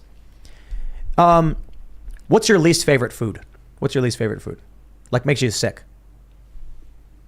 I'm really put on the spot. I like What's the food from last night that I hated at the restaurant? It was the Sauerkraut. sauerkraut. I'm like, you need Yeah, I to don't eat like more of sauerkraut. this. Yeah. Blaire, Okay, eat more of this. Let's say no What, to sauerkraut. how would you describe the taste of sauerkraut? Ugh, well, it was like sour, but it was also like slimy. It was just nasty, cold.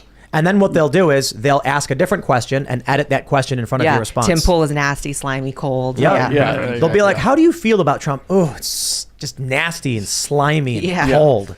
And then you'll be like, but I was asked a different question, and they'll say, all we did was play a video of what you actually said. Right. Right. Yep. We didn't take it, you know. Now that's an extreme example, but I have seen Oh, it that happens. happen. Yep. Yeah. They play dirty games. They'll take two different quotes from you and put them together. Yep. Side by side, and then say, no, those are real quotes. Well, here's how you do it in print journalism. You put a comma, he said, comma in between. Exactly. So it's just, so, you know, I was sitting with Blaire White. I say 10 more sentences, and then whatever I say at the end. just Exactly. Take out those 10 sentences, put in comma, he said, and then You more could- quotes. I- That's I- the trick. That's the legal way to get around it in journalism. That's how Yep. slimy people do it. You could say I know, something 'cause I've like, done you know, did you vote for Trump? Did you vote for Trump? Yes. So tell me about why you voted for Trump. I felt like I was stuck in a rock and a hard place between him and Hillary. Blaire then went on to say that she felt sick, slimy, and cold. Yeah. Yeah. And that's not That it it's left legal. a sick, slimy, and cold taste in her mouth. Yep. Right. Exactly. Yeah, that's how you get away that with she it. experienced. And the best part is they can even choose not to quote you if the quote isn't perfect. They'll say Blaire then went on to express extreme disgust over a taste in her mouth. Yeah. So because the That's quote how would have it's been done. like sauerkraut's nasty. They'll just and it's true and they get away with it. And sometimes I don't even bother like trying to lie very well, because there was a Sun article that covered one of my videos talking about fat positivity. And the headline was like, "Woman says she hates fat people." And I never said that in the video. I'm like, how can you even says something I didn't say? The fuck? Yeah. Because it's an opinion.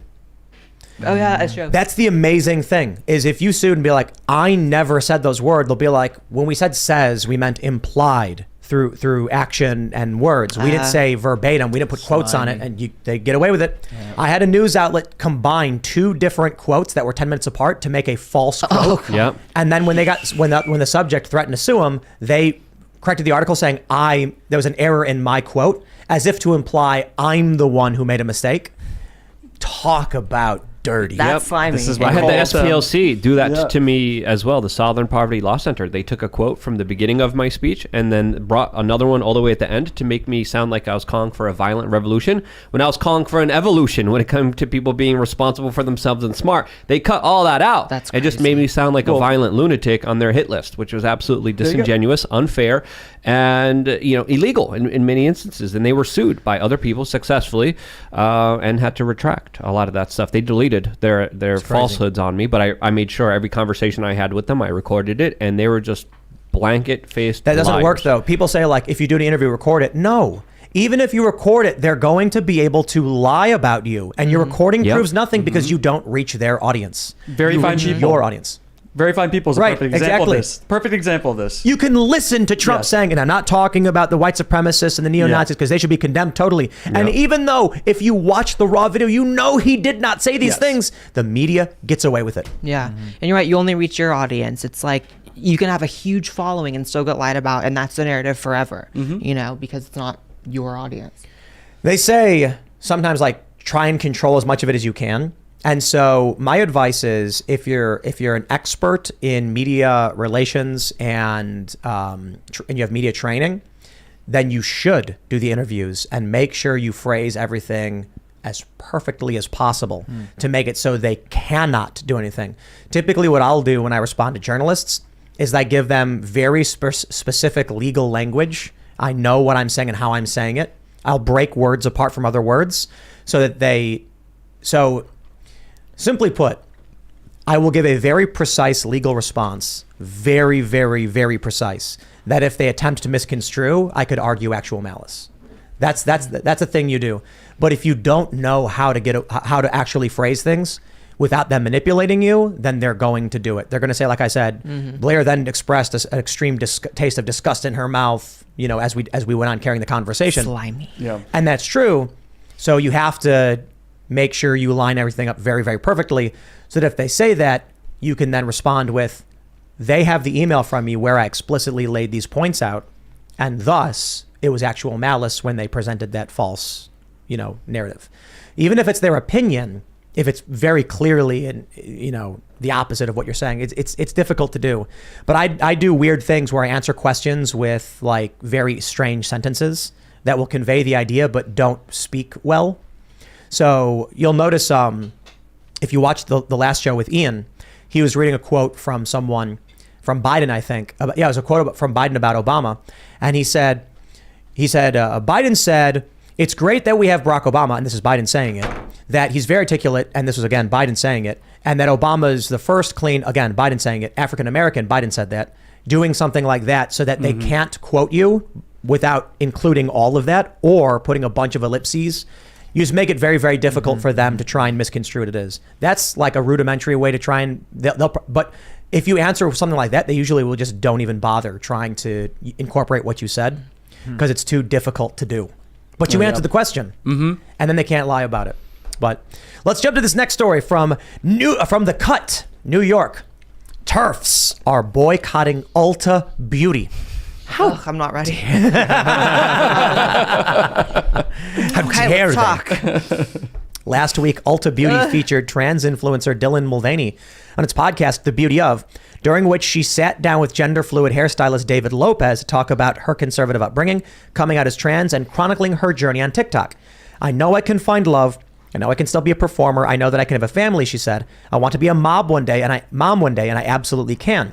Featuring a trans woman on a podcast about girlhood was apparently too much to bear for hordes of transphobic Twitter users who are now calling for a boycott of the beauty company. Let me pause. The hashtag boycott Ulta, the women are saying it's two adult males discussing, quote, the beauty of girlhood. Let me just show for you the introduction to the podcast, which is causing outrage. And we're on day 167 of girlhood. Mr. Hollywood, who I'm right here. Hollywood, zoom in on that. What was Dylan doing with putting the hands like that and then shaking? Like And talking about girlhood. No, but what is that move? Is that a thing? It's like That's like the shimmy. shaking yeah. your boobs, like Mr. Hollywood, look at the camera type shit. Yeah. Oh. Yeah. Well, so this story's been going viral. I think this video came out last week. Now they're saying boycott Estee Lauder because Estee Lauder also featured a trans person. And I don't know, Blaire, take it away. There's just like a lot to unpack. Okay. So first of all, the idea that it's TERFs who are upset over the Ulta video seems pretty ridiculous. I mean, I get called a TERF despite the fact that I'm trans and not a feminist, which it's trans exclusionary radical feminist. How am I both of those things? It doesn't make any sense. So, people are upset, and honestly, it's because of Dylan Mulvaney, which, first of all, why didn't you change your name? Why are you still Dylan? Second of all, there's something really creepy about like an adult claiming to be experiencing girlhood. Like, even if this person's going to run with the idea that they can become an actual woman, and even if that's the narrative, that doesn't make you a girl. So it's this weird, like, infantilizing thing that's disturbing. So I think this might be a troll. I wish. And I don't know how you talk about this while trying. Look, I don't care if someone's gender fluid. I don't care if someone's trans. People can live their lives if they want to hang out. In fact, this is interesting, Blaire. You brought up that you've been on the show. This is your fourth time, but we've never actually talked about any of this stuff. Not once. In fact, in the car up here, I was like, it's really cool that they don't have me just to only talk about trans Well, stuff. But like, I'm ready to finally talk about some trans stuff. And people have been begging me to talk about Dylan Mulvaney. So Really? Wow. yeah, it's one of those things. Because a lot of trans people hate it. Gay people hate it. It's like just the stuff that Dylan says, Let me play this video. Many of you may have seen, but this, like, you saw the pushing the chest and shaking thing. Let me play this video, which has been viral for some time now. Being a girl, and today I'm in nature. Trees, I love them. Water, lakes, I love them. Heels, they're my hiking heels. I love them. Okay, so we'll just go step. Actually, let me play this next part. I love them. Okay, come on. So first, I'll start with the hiking heels. This is why I say I feel like this is a troll. Women don't do that. This is not girlhood. There is nothing about wearing high heels while hiking. Women go hiking all the time. They have boots. You go to the REI and they have a women's section for athletic boots. What about being a girl means you wear high heels in the wilderness? Well, this is a sexist's idea of what women do, right? So that's the thing about wokeness, is it always comes full circle. It's like, we're going to erase stereotypes, and people are more than the sum of their stereotypes. And now it's back at the point where it's like, actually, we are all just stereotypes. But this, I understand why people think this individual is making a mockery or trolling them, because like, we're not seeing people rag on you over things like this. I know people that know Dylan, and it's not a troll. It's a real person. No, I know Dylan's a real person. No, I mean, like, it's not like they really do identify as trans, and this is their like really disgusting, childish view of what that is. Are you sure? Because Yeah. there's another video released by Dylan literally talking about how we have to normalize women having bulges in their pants as they wear tight pants. So that seems like a total troll. But to me. also another big part of the boycott outrage was that Dylan Mulvaney did a video with a bunch of tampons, like a handful, like a novelty amount, saying that they've been carrying them around for a long time but don't need them, and then refers to women's junk as Barbie pouches. But like, Oh my God. no, but like, what we're seeing. Let me play this again. I want you to listen to this. My hiking heels, I love them. Okay, come That laugh. I'm gonna have an aneurysm. Like, look, man. This is maybe they're genuine and that's just who they are and okay, but you know, all of these things together, which are seemingly intended to be as offensive as possible to women.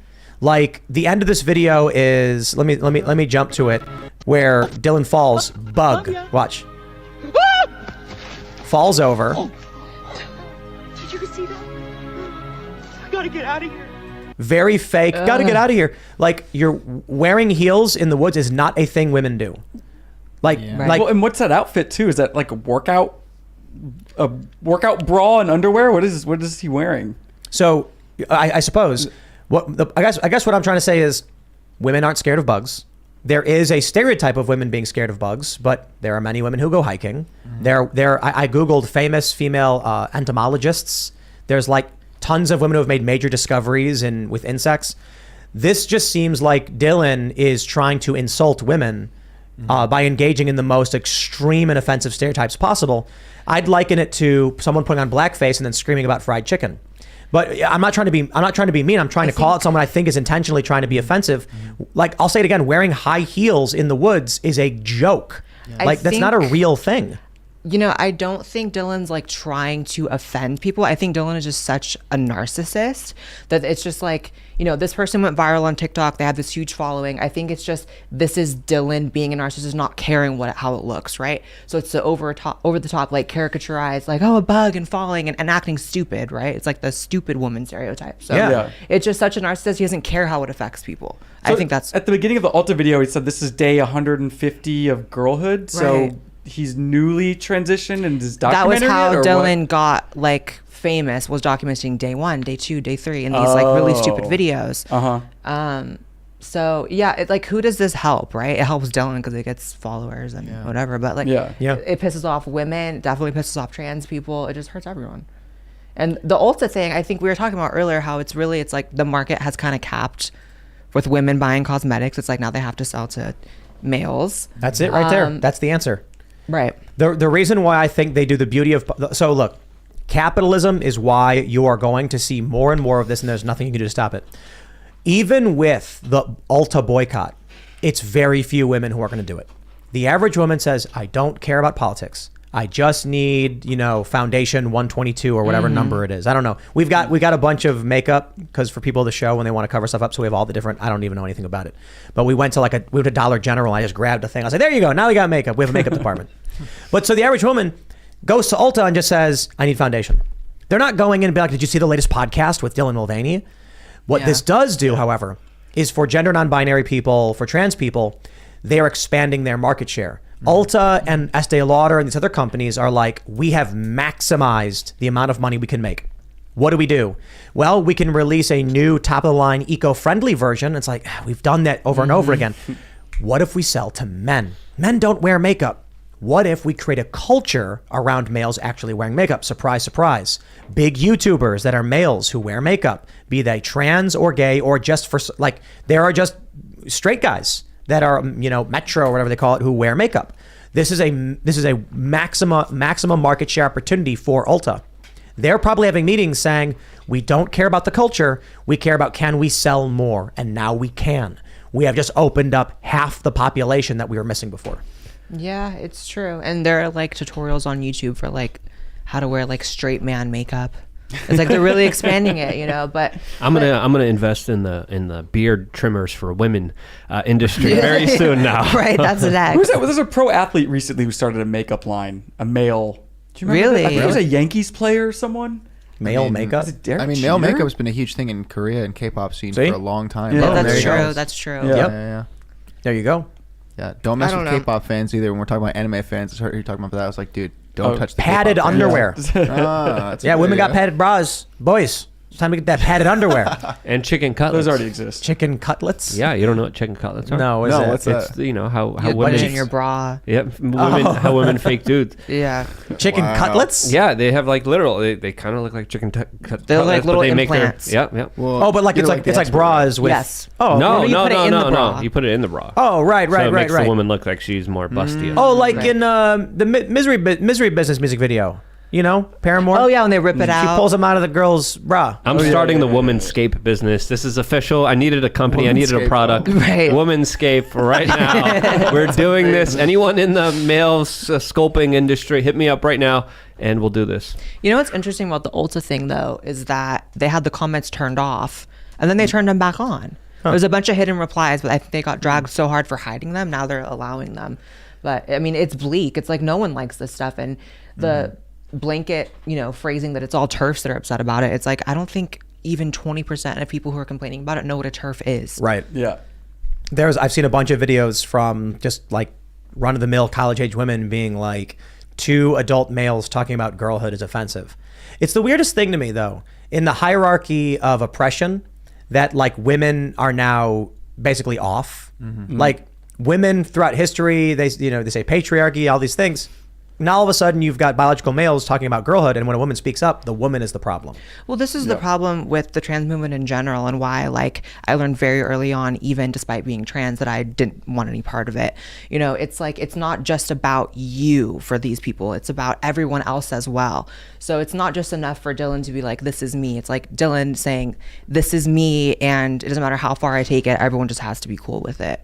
Like there used to be this goal within the trans community of like an integration into society. And it's the exact opposite now. Now it's this adversarial relationship, and it's a movement that poses a threat to women and children now, which I don't think any movement that even is perceived that way can survive. Well, I think, thinking on a deeper level, in my own personal opinion, the last few years, there was a psychological, emotional, and physical war against men. And I think that war was very successful, and it destroyed manhood, masculinity, testosterone, sperm levels, you name it. The modern man has been pretty much subjugated and destroyed. Now I think the agenda is moving up towards women, and I think the same thing's happening to women right now, and we're seeing the early phases of this larger psychological, mental, physical, and emotional attack that they're going through. Do you think one solution, Luke, might be that men should sunbathe their testicles?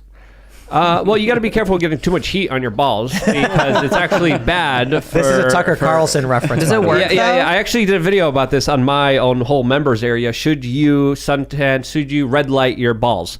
The short and sweet of it, I'm not going to make you go there and watch it just to get the answer. No, because it's too much heat, and too much heat on your balls is not good for you. This is why a lot of people say, holding a laptop in your lap is actually really bad for you, especially when it comes to your reproductive organs. Keeping your balls cool is actually what you should be doing, and what a lot of fertility doctors are telling them to do. So you're saying skinny jeans was a conspiracy by Bill Gates to reduce the population? Could be. I don't know if it's by Bill Gates. It's probably by the fashion industry, which is connected to a lot of people who love to go on that island that we love to talk about, Mr. Epstein's island.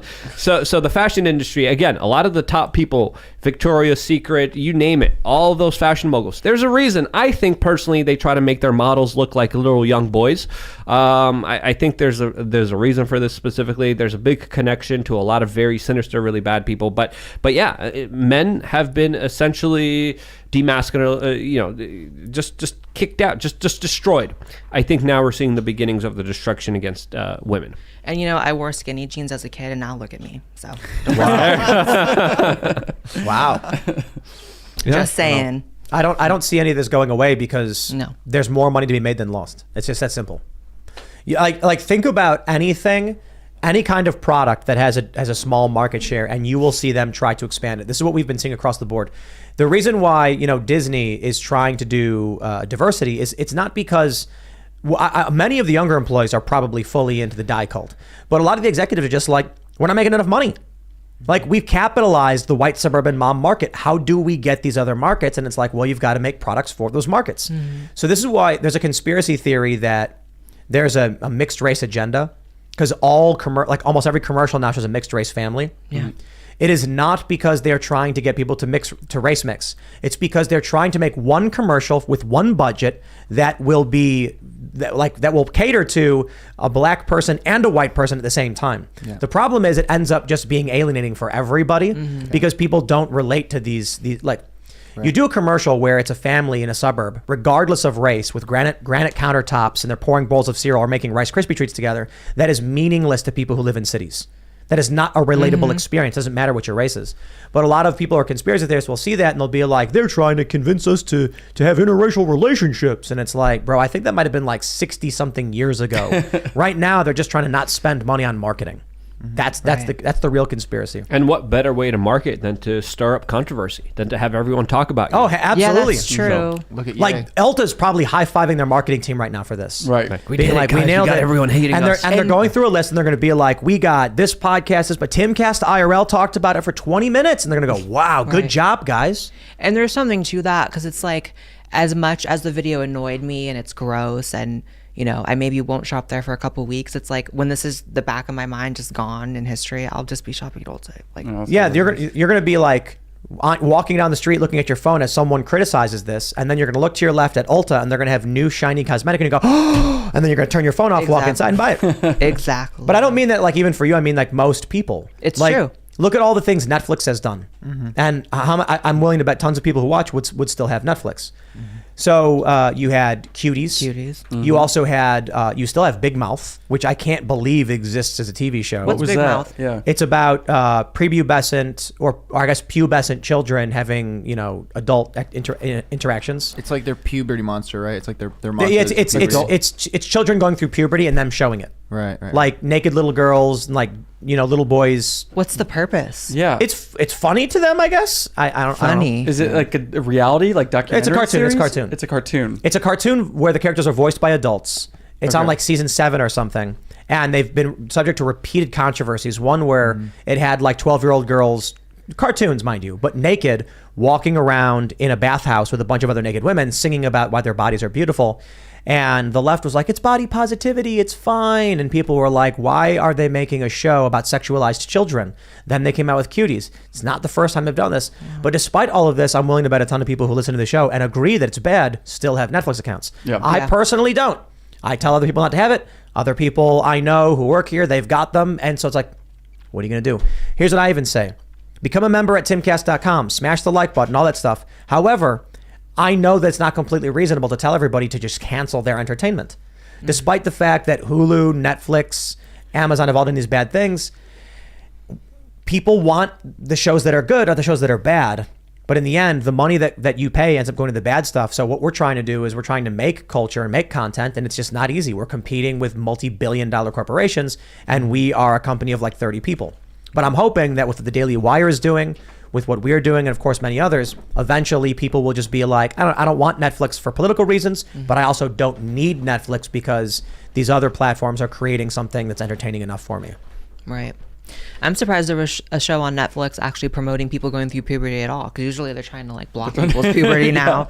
Well, yeah, you're trying to create new customers with getting men to buy makeup. I mean, when you're convincing kids to become trans, you're talking about millions of dollars per patient. Well, the money is also in that too, and there's a conversation to be had about big exactly. pharma and how trans surgeries it's going to become like $1 billion industry now, and Right. like what better way than to include kids? When historically that's just not the case. It was always like one or two one-offs in Sweden or one of these more progressive European countries, and now it's like kids in Texas. The end result of so much of this, whether intentional or not, is population reduction. Yeah. So, you can argue there's a conspiracy theory to do it. I don't know about any of that. I don't know their intentions. I know Bill Gates has said he wants to reduce population growth, but all of these things, even war, less people. Yeah. Let's go to Super Chats. If you haven't already, would you kindly smash that like button, subscribe to this channel, and share this show. Take the URL, post it wherever you can. Be the notification. People are pointing out that they're not getting notifications anymore, so you can hit the notification bell or just be it. Be the notification. Post it on social media. Send messages to your friends. It helps us out when you spread the show via word of mouth, so we really do appreciate it. And become a member at timcast.com because we're going to have that very spicy, uncensored members show coming up at 11 p.m. Yes. Should be fun. All right, Ferret Man says, did you guys watch Oddballs? As I had mentioned on Thursday in my super chat, what'd you think of it? I looked into it. I didn't watch it. I think we were sharing it in our company chats, and people were like, some people had watched it. I didn't watch it, but I saw like the gist of it a little bit. So I don't know. Have you guys seen it? Apparently Fauci's the bad guy in one of the episodes. Like it's an allusion to Fauci or something. Whoa. Yeah, Raymond G. Stanley Jr. says, Tim, when I was growing up in the 90s as a young girl, I wish there were men to explain to me what I was going through and how to use my Barbie pouch. Right, that's the other thing, right? Wasn't like mansplaining some Yeah, that's supposed to be concept like 2 years ago? Not anymore. Yeah, What yeah, is right. this? Yeah.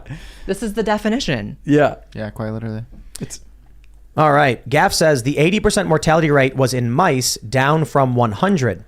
The story said that when they gave the Omicron to the mice, none of them died, and when they gave the Omicron S, 80% died. So are you saying that the alpha strain killed them 100%, but the Omicron S modified was only 80%? Like either way, it's a really bad, highly infectious virus, I guess. 80% is crazy. Jack Bailey says, Tim, what brand of clothes do you wear? I want to dress up like you for Halloween so I can draw my students into your right-wing world. That's what the Daily Beast wrote.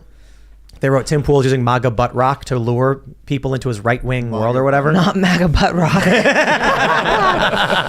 We have another song coming out November 4th, overtly political, meant to be somewhat offensive to the establishment. So I'm excited for that. But yeah, what clothes I wear? I don't know. The pants are Volcom Solver. What shoes am I wearing? I'm wearing, are these the Jocelyn's? I'm wearing Chris Joslin's shoes. I'm Etnies. They're some of the best skate shoes I've ever worn, to be honest. Chris Joslin, he knows what's up with his shoes for sure. And I don't know. This is a shirt I got off Amazon. I shouldn't buy it there. Ian yells at me. He's right too as well. See, that's another point. I complain about all this stuff, and then Ian points out we don't wear American clothes. We buy our garbage from Amazon. I'm like, you're right, Yeah, man. that's true. Granted, That's true. I did buy all these shirts well before he made me realize that, and I haven't bought any since. So I will try my best, or I will say definitively moving forward, any new stuff I buy, I have like 500 shirts. So this shirt I'm wearing, I think I have like 60 of them. People don't understand. When you're filming stuff, I'll tell you why I wear the same thing. I have like 3 outfits I wear all the time. When you go out to film documentaries, when we're filming Cast or whatever, if I'm going to be in it, it is super annoying when it's like you've got to go change your outfit because it doesn't match what we filmed previously. I would travel on shoots for Vice, and they'd be like, they would say buy 5 of the same shirt because you need to wear the same thing every day for continuity, in case we have to put something from the end, an interview before a different interview. So I'm just like, okay, I just wear the same thing every day. So you're lucky. If I wear the same thing twice, people are like, "Oh, are you broke now?" I'm just like, I suppose. Yeah, but hey, shout out. November 4th, we have a new song coming out. We're really excited for it. We think it's going to do really well because it's overtly political, heavily critical of what's going on in the world, war, the establishment, the media, all that stuff. So should be good. And then we're going to be doing a music video, which I think might get us sued. But, hey, that's what we're going to do it anyway. you should do a song with Tom McDonald. I've talked to him. Yeah, he's just a busy guy. But Tom, big fan. He just came out with the song Sheeple, which was really good. Yeah, he's the best, nicest guy too. Yeah, and you're in one of his videos. Yeah, it has 20 million views. It's the most viewed thing I've ever done, and I'm like, oh my god, never done a music video. I just rolled up and did it in like an hour. I was like, okay, Amazing. All right, Jake Jones says Luke is a Fed. That is all. confirmed. Nice. That's a good reaction. He All told me right. so. Mystery guest says, would you make an in-person exception for PSA Sitch? Sitch is the smartest political commentator on the internet. If you don't know Tim, you should know. I am familiar with PSA Sitch. We only do in-person interviews. Yeah. I really loathe over like digital interviews. What we could do though is a masked interview. So we've talked with some people who are anonymous personalities, but who like, they're publicly anonymous, but privately communicate with various journalists and people we know. And we've said, if you do want to come in person for the show, we won't put a camera on you. So you will be in person with us. We can talk to you and have a real conversation, but no one will see you. And a few people have expressed interest in doing that. So that's a possibility. But it's also, some people don't want even us to know who they are. I don't like digital interviews, man. They just, I don't know. I don't like, they don't work. There's no soul. Yeah, there's no like Luke putting in balloons under his shirt and then us having to interrupt him and stuff, things like that. Things like that. They're important. All right, let's see. Adam Wilbur says, filter out the bass a bit more, please. My subwoofer goes crazy when I play this in the living room. I don't think we do anything to the bass at all. We don't, but we can do that slightly. I'll try and add a little bit to that. We don't really have any subwoofer thing. It's also hard to hear through the headphones in that way. So I don't know. Maybe it's just your bass is too good. Yeah, Maybe might you be. should turn your bass down. Sounds like you're sub's loud. Yeah. Zach 2007 says, I'm active duty and I was called out by an official Navy Facebook page for pushing equity. I reached out to your company and exposed the Navy threatening me openly. Would love to have you report on it. Interesting. Man, I don't know how to facilitate that communication other than if someone from the news team is listening, there it is. We'll have to figure out a better way. Void Raptor says, Tim, why doesn't your store sell a beanie? Only a shirt with a beanie on it. Yeah. That won't keep my brain warm. Got the notification on my phone tonight. Hey, that's good news. It's because Teespring doesn't have functional beanies. That's it. I've talked to a bunch of different companies. The really good beanies that I have are like skate beanies that you can wear in the summer that they're meant to be skateboarded in. And for some reason, every company that does custom merch, even distributors, cannot make them. And I'm like, then where are they getting them from? Yeah, It's like Vietnam or something. Well, when Teespring adds it, that's going to be your number one bestseller. I talked to them about it. And I said, here's an example of some of the hats from some of the companies. And they were like, we were unable to source any of these. And I was like, okay. And so we get companies sending us samples and they're just really awful. Like, I'm not gonna wear them or sell them. They're just not good. Yeah. Gonk says, shout out Blaire for being hot. Thanks. All right. Culture Abduction says, hey, Tim, love the show so much. Y'all are great. And do you know a channel called Vlogging Through History? He knows a lot about the Civil War and other history topics. Let me write that down. Vlogging Through History. There you go. There we go. Write it down. Yeah, you saw him do it. Iggy the Incubus says, didn't Kanye also work with Trump on the First Step Act? I think he might be trying to be more than just an artist at this point. Maybe, I don't know. All right, what do we got? Let's grab some more. Jake CB says, doesn't buying Parler also give Kanye a stake in parallel economy? I don't think so. That's Rumble. Yeah. Yeah. Sides. Peps McGee says, Luke gave me a shout out last week about my wedding on Saturday. Can I have a congrats about my new wife and I? Love the show. Nick and Denise. Congratulations. Absolutely. Congrats. Yeah. Like, where you at? Come on. Way to do it. He's calling you out. Almighty Media says, Chadwick looks like a healthy, stable Hunter Biden. Oh, you kind of do. Thank you. Wait, you kind of do. I'll take that. There's a handsome man in there somewhere. Like a non-cracked out Yeah, version. not. Thanks. Iron Heat says, Yo, Blaire, saw you in Tom McDonald's Snowflakes music video. Yeah, we just Also, talked Tim, Grim Adventures of Billy and Mandy, the cookie episode. The cookies were made from bugs. No bugs, no pods. Love all y'all. Wow. Blast from the past. Oh, yeah? For real. No, check it out. Yeah, Tom McDonald's rad. Big fan. He released Sheeple. You guys should check it out. You should buy it. Support the music. It's good. I was really impressed how he did some of this. These are amazing music videos. And his team is so small. It's him, his girlfriend, and like one other person. Wow. No That's way. amazing. Yeah, and you just roll up and they just film it. It's crazy. The Chronicles of Chris says, did you see the story about the former FBI cybersecurity specialist who said he thinks 80% of Twitter is bots? I believe it. Yeah, I would too. I absolutely believe it. Yeah. They ban, and the reason people are like, I got banned from Twitter. Yeah, because you're a real person. exactly. Yeah, people don't realize they're watching this show. We're all AI generated. Yeah, it's a computer. There's no Really good deepfakes. no guys. real us. Yeah. And then people get surprised when they see me in public. They're like, I thought you were fake. Nope, real people. Real people. Okay.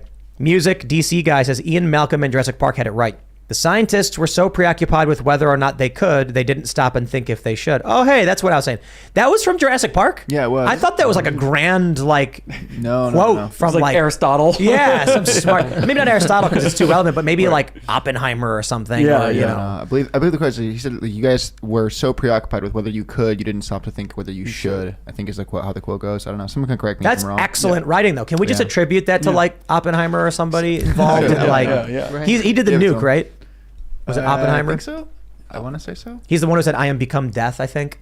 Actually, that's true. Funnily enough, that's true. I know that from a funny source of mine. A friend of mine used that in like a ski video years ago. Huh. But yeah, it's Robert Oppenheimer. There you go, man. Mechanized and Weaponized says, why? Tom Clancy's The Division, that's why. Operation Dark Winter, Directive 51. That's the craziest thing ever. So if you guys haven't played, you guys know about The Division? No.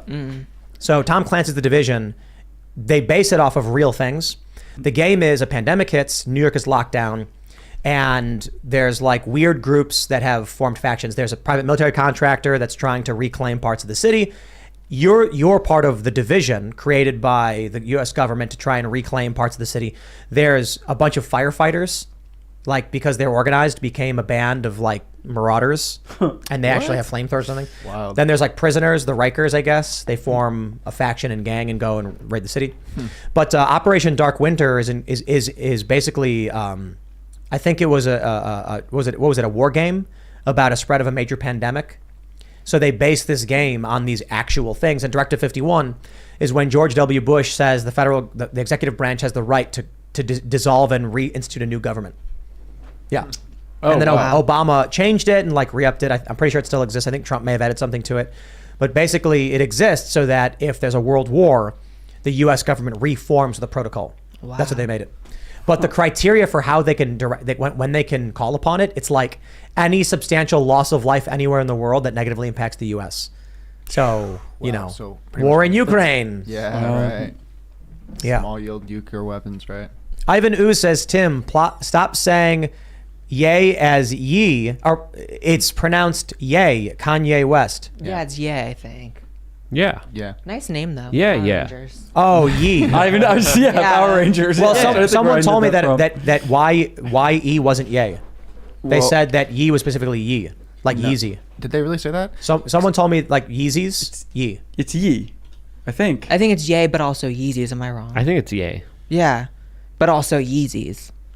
That's true. I was saying yay first, and then someone said no, it's ye for like Yeezy, and then I was like, oh, I think I've heard him verbally say Ye. Yeah, I think it's because it's just a short name. it's Kanye. Yeah, he's Kanye. Kanye West. Kanye West. It's Kanye West. So when I tweeted Trump West 2024, a Forbes reporter wrote Tim Pool suggested Trump run Oh, with I the saw rapper, that. Yeah, that was and I good. was like, when did I say Kanye? Yeah. And a lot of people were like, I thought you meant Alan. And I was like, exactly. For all you know, I was talking about Billy West. He's the voice of, you know who Billy West is?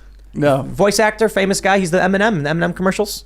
For all maybe. Oh, of course. If you're going to make up something more fun than Kanye. Yeah. I love how the media, but it proves my point that kind of the point I was trying to make is I didn't say who West was, and West is a generic name. I could put Trump Smith. Yeah. And then people would just pick your Smith. Which one is it? John, Bill, Eric, Diane? Yeah. All right, what do we got here? Gaffs repeated, it was 80% in mice, less than OG COVID. Stop. Right. The point was they made an extremely more infectious, deadly version. Right? So you see what the issue was? The original strain was not as infectious. Omicron was extremely infectious. So they made OG extremely infectious. It's crazy. Yo, Yeah. Boston, please stop. Please stop. Hey, man, they do it. Yeah. Victor Snyder says, repeal the 17th Amendment, end the Federal Reserve, and boomsticks for the poor. The King of Ohio has so ordered. Boomsticks for the poor? What? Guns? For poor people? Guns, yeah. The 17th, that's the Senate, right? I think. That the Senate is popular vote. I don't know. I thought the Don't wanna Senate was Google a it? 20. That's not 20. Wait, who's the king of Ohio? 25th Amendment? You are. 25th Okay, cool. Okay. Direct election of senators. What? Yeah. Someone look it up. 17 was that we did direct election of senators instead of the state Senate's appointing. It's the 25th then. State Senate appointing was a substantially better system, and they made a mistake getting rid of it. Because it used to be that you needed to know who your local politicians were, and then you held them accountable if they sent a bad senator to the federal government. Now, no one even knows who their senators are, and they don't even vote. They ignore it, and they get all these local problems. Man. Oh, the 25th is About the president. Yeah. Yeah. But Biden needs to be. Yeah. Yeah. Dino Shea's helicopter tour says, Tim, I'm from Massachusetts. Little known fact. In Fallout 4, where the nuke hits and becomes known as the Glowing Sea, is where the town of Sudbury is, which happens to be the home of Raytheon. Yay. Hey, man, the people behind Fallout did a really great job with thinking these things out, like where the bombs would hit. And so I played Fallout 3 when I was in LA. I lived in LA. Fallout 3 comes out. I play it. My mind is blown. One of the best games I've ever played. Played that game for hours, wasted so much time. The first time I went to DC, it was a strange feeling. I just was like, I know where everything is. Right. So weird. Wow. Yeah, because it's not like perfect, but they basically, Fallout 3 is a DC map. I remember going into the subway and being like, what? This is crazy. Yeah. It's the exact subway. Wow. And I'm like looking at the walls like, I am freaked out. Because like, you know, you're used to seeing video games be not real life. Yeah. And now I'm in DC and I I could tell where things were by playing a video game. Yeah, the same That's with crazy. like Grand Theft Auto. It's like you learn all these cities for each franchise. Yeah. You like know parts of LA? Yeah. Yep. This, I mean, but the maps are usually like smaller or different in some ways, but certain areas are perfect. Yeah, Wow. Exactly. I want to play Fallout in Chicago. Like they need to make it. They did New Vegas, and I was like, eh. Then they did Massachusetts. It's like, okay, that's cool, but they did Boston for MIT and stuff. I'd love to see in Chicago, because in the Fallout universe, for those that are fan, the Enclave has a holdout in Chicago. Dude, the writing is fantastic. So I could be getting it wrong, Fallout fans, because it's been a long time since I played it. But Raven Rock is where the government evacuates to in real life. In the Fallout story, the Enclave is like armored, advanced, a faction, and it's the remnants of the U.S. government who went to Raven Rock and then come out after the nuclear war and start taking things over again. Right. Super amazing, man. Wow. Fun game. I'm not as big a fan of Fallout 4, but it's still a fun game. 5 Against 8 says, yeah, big Fallout 3 fan, but I seem to remember dying several times while playing it. Maybe that was just me, though. I always play Fallout as a sneaky sniper. You just, high stealth and never get into a fight that you didn't win before it starts. You know what I'm saying? Right. Jude says, just got Chad's book, then an email from HR wanting volunteers for DEI initiative.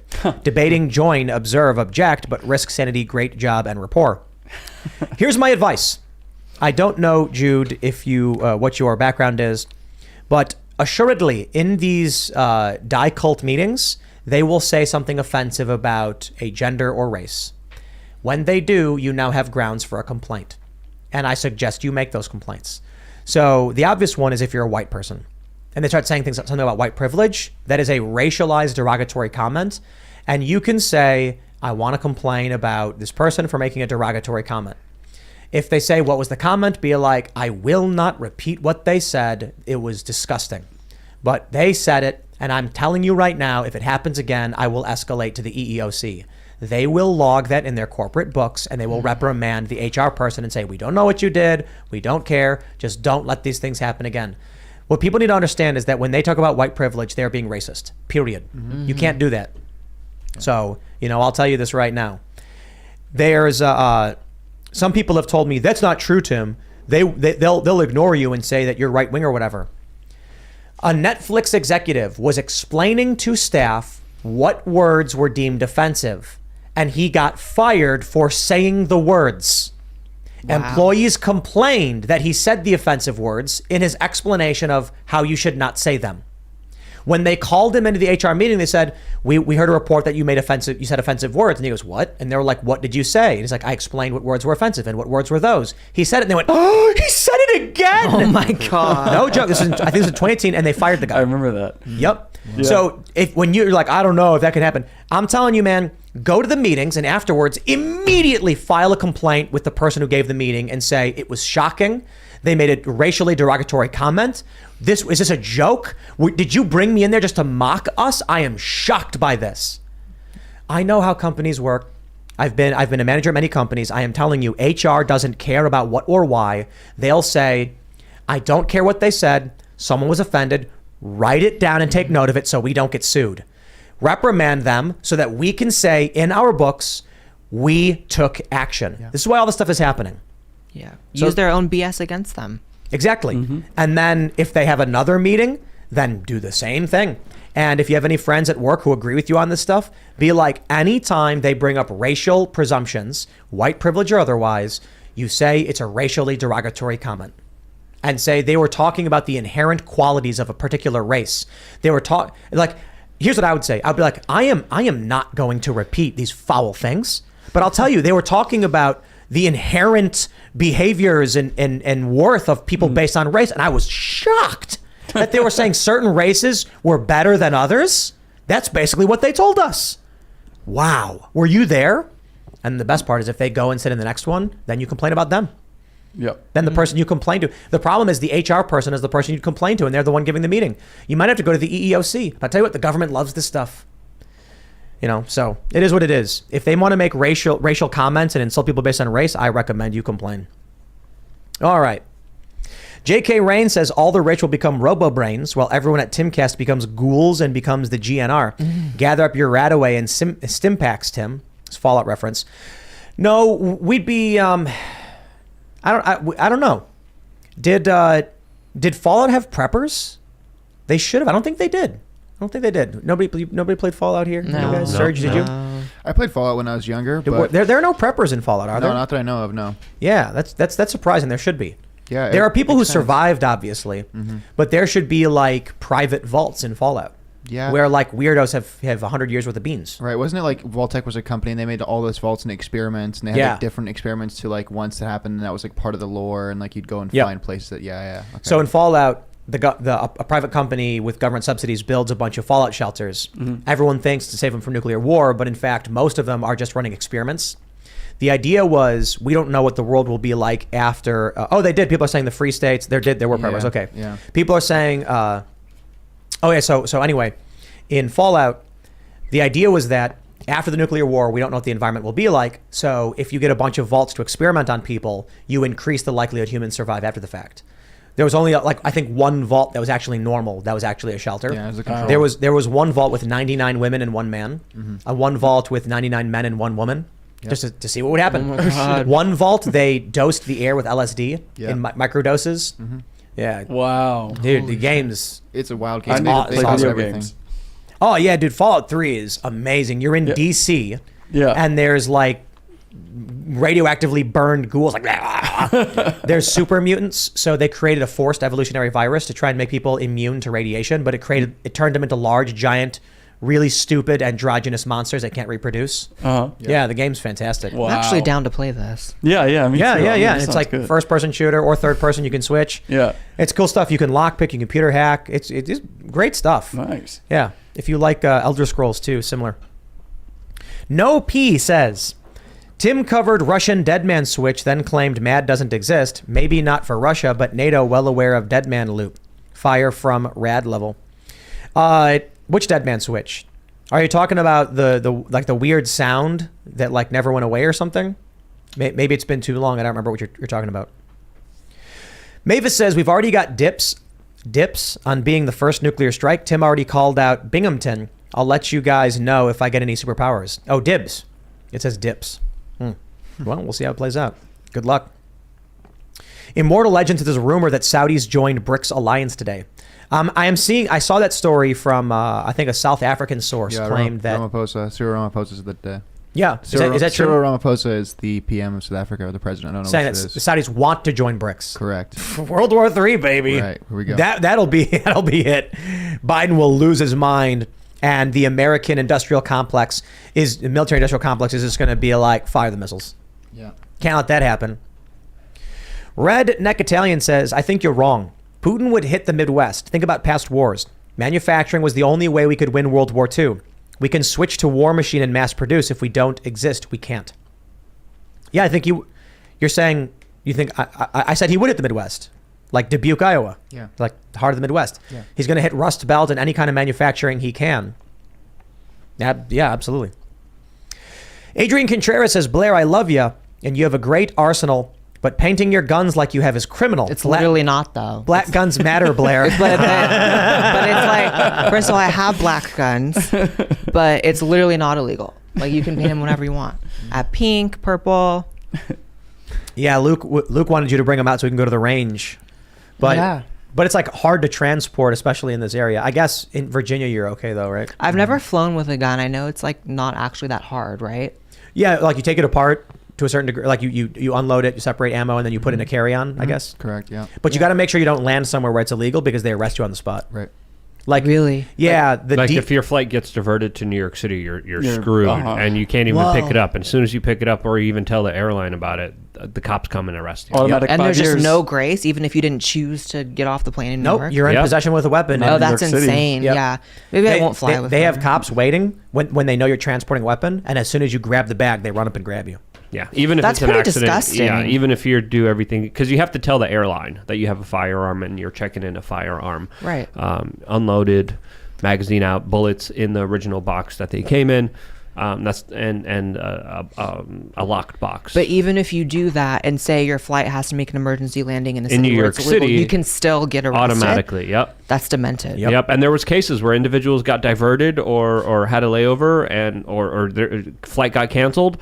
In between flights, they had to pick up their property. Cops knew the situation. As soon as they touched it, automatically arrested. Okay, well, charged. let me not fly with any guns. Yep, that's why we were like, we shouldn't do that. Patrick Reed says, Tim, you are not accounting for the demographic weight by age of likely voters.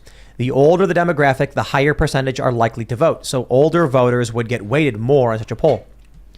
Okay. I am just, you nailed it. But I just want to stress again, younger voters, 18 to 29, favor Democrats. Bro, sign up for the military already if that's the case. You want to go bomb Ukraine? Go for it. Right. I'm not saying all the Republicans are perfect, but at least Trump didn't want to go to war. Yeah, true. You know, man, I'm going to be sitting back in my rocking chair and we're going to pull out a box of cigars when these 19-year-olds are like, why am I being drafted to go to Ukraine? I don't want to go. It's like, you voted for it. Yeah. And then I'm going to, enjoy it, buddy. I know they may draft me at some point because I am still a strapping young man of the age of 36, but I got a ways to go before they start pulling my age bracket. And you know, Trump was more trans friendly because he banned me from getting drafted, and Biden's trying to put me more. No, we talked about this too. I said it was insane when so this story about trans people being like drafted doesn't matter which identify as. Mm-hmm. I said that's ridiculous. Like, I got to be honest. If I was told that I could give a gun to one person because we're going into combat, Blaire, I wouldn't choose you over Buck Angel. Like, if Buck was Yeah, here, that's true. I'd hand the gun to Buck. And I'd be Although, like, you know what? I'm not the best example because I don't think Buck owns any guns. I have 10 guns. I know. Fair point. But You I know actually what you're have saying. guns. Like I know what you're like saying. the fact that they would draft you. Right. I just think that actually doesn't make a whole lot of sense. You want whoever is most effective for it, and biological sex doesn't determine that. Well, isn't it probably a precaution because they've already set up the environment where you are what you identify as. So if there's a draft, they don't want 50 million young men being like, oh, I'm trans. Look here, my name's Dylan. Well, it's interesting how there you go. Yeah. the Biden administration's official stance is like when it comes to sports or other areas, right, yeah, like yeah. homeless shelters, then trans women are women. But not when it gets real, y'all gotta. Which is amazing. I mean, we gotta admit, like, it's kind of amazing. Yeah. Yep. All right, everybody, if you haven't already, would you kindly smash that like button, subscribe to this channel, and share the show with your friends. Become a member at timcast.com. We're going to have a members-only uncensored show coming up, which I imagine will be oh so spicy. So again, that'll be up at timcast.com. Sign up. You can follow the show at Timcast IRL. You can follow me at Timcast. Chadwick, do you want to shout anything out? Yeah, thanks for having me on. Check out my book if you can, my website, chadwickmoore.com, and you can find all my writing at The Spectator. Right on. You got Twitter or anything like that? Yeah, at Chadwick_Moore. Easy enough. Yep. Blaire, you want to shout anything out? Yeah, everyone should go subscribe to me on YouTube. That's the main one. I'm on Twitter and Instagram at MS Blaire White. There's an E at the end of Blaire. iPhones autocorrect it, and people think there's no E, and that's really frustrating. So just search me up, and you'll see all my craziness. What's your YouTube? Just Blaire White. YouTube.com/BlaireWhiteX. All one word. Well, thank you so much for coming. My website is lukeuncensored.com, and if you're looking for deep dives on very sophisticated topics like ball tanning, you could get full-on 20, 30-minute long videos describing that in great context. lukeuncensored.com. Did a video today on the Maxwell bombshell interview. Very interesting stuff. lukeuncensored.com. Thanks for having me. Hey guys, and I am Serge.com everywhere, and I will see you guys in the comments as always. Thanks, We will- Splurge. We will see, you went from Linda Jr. We will Splurge. see you all over at timcast.com. Thanks for hanging out. Bye, guys. See ya. Bye.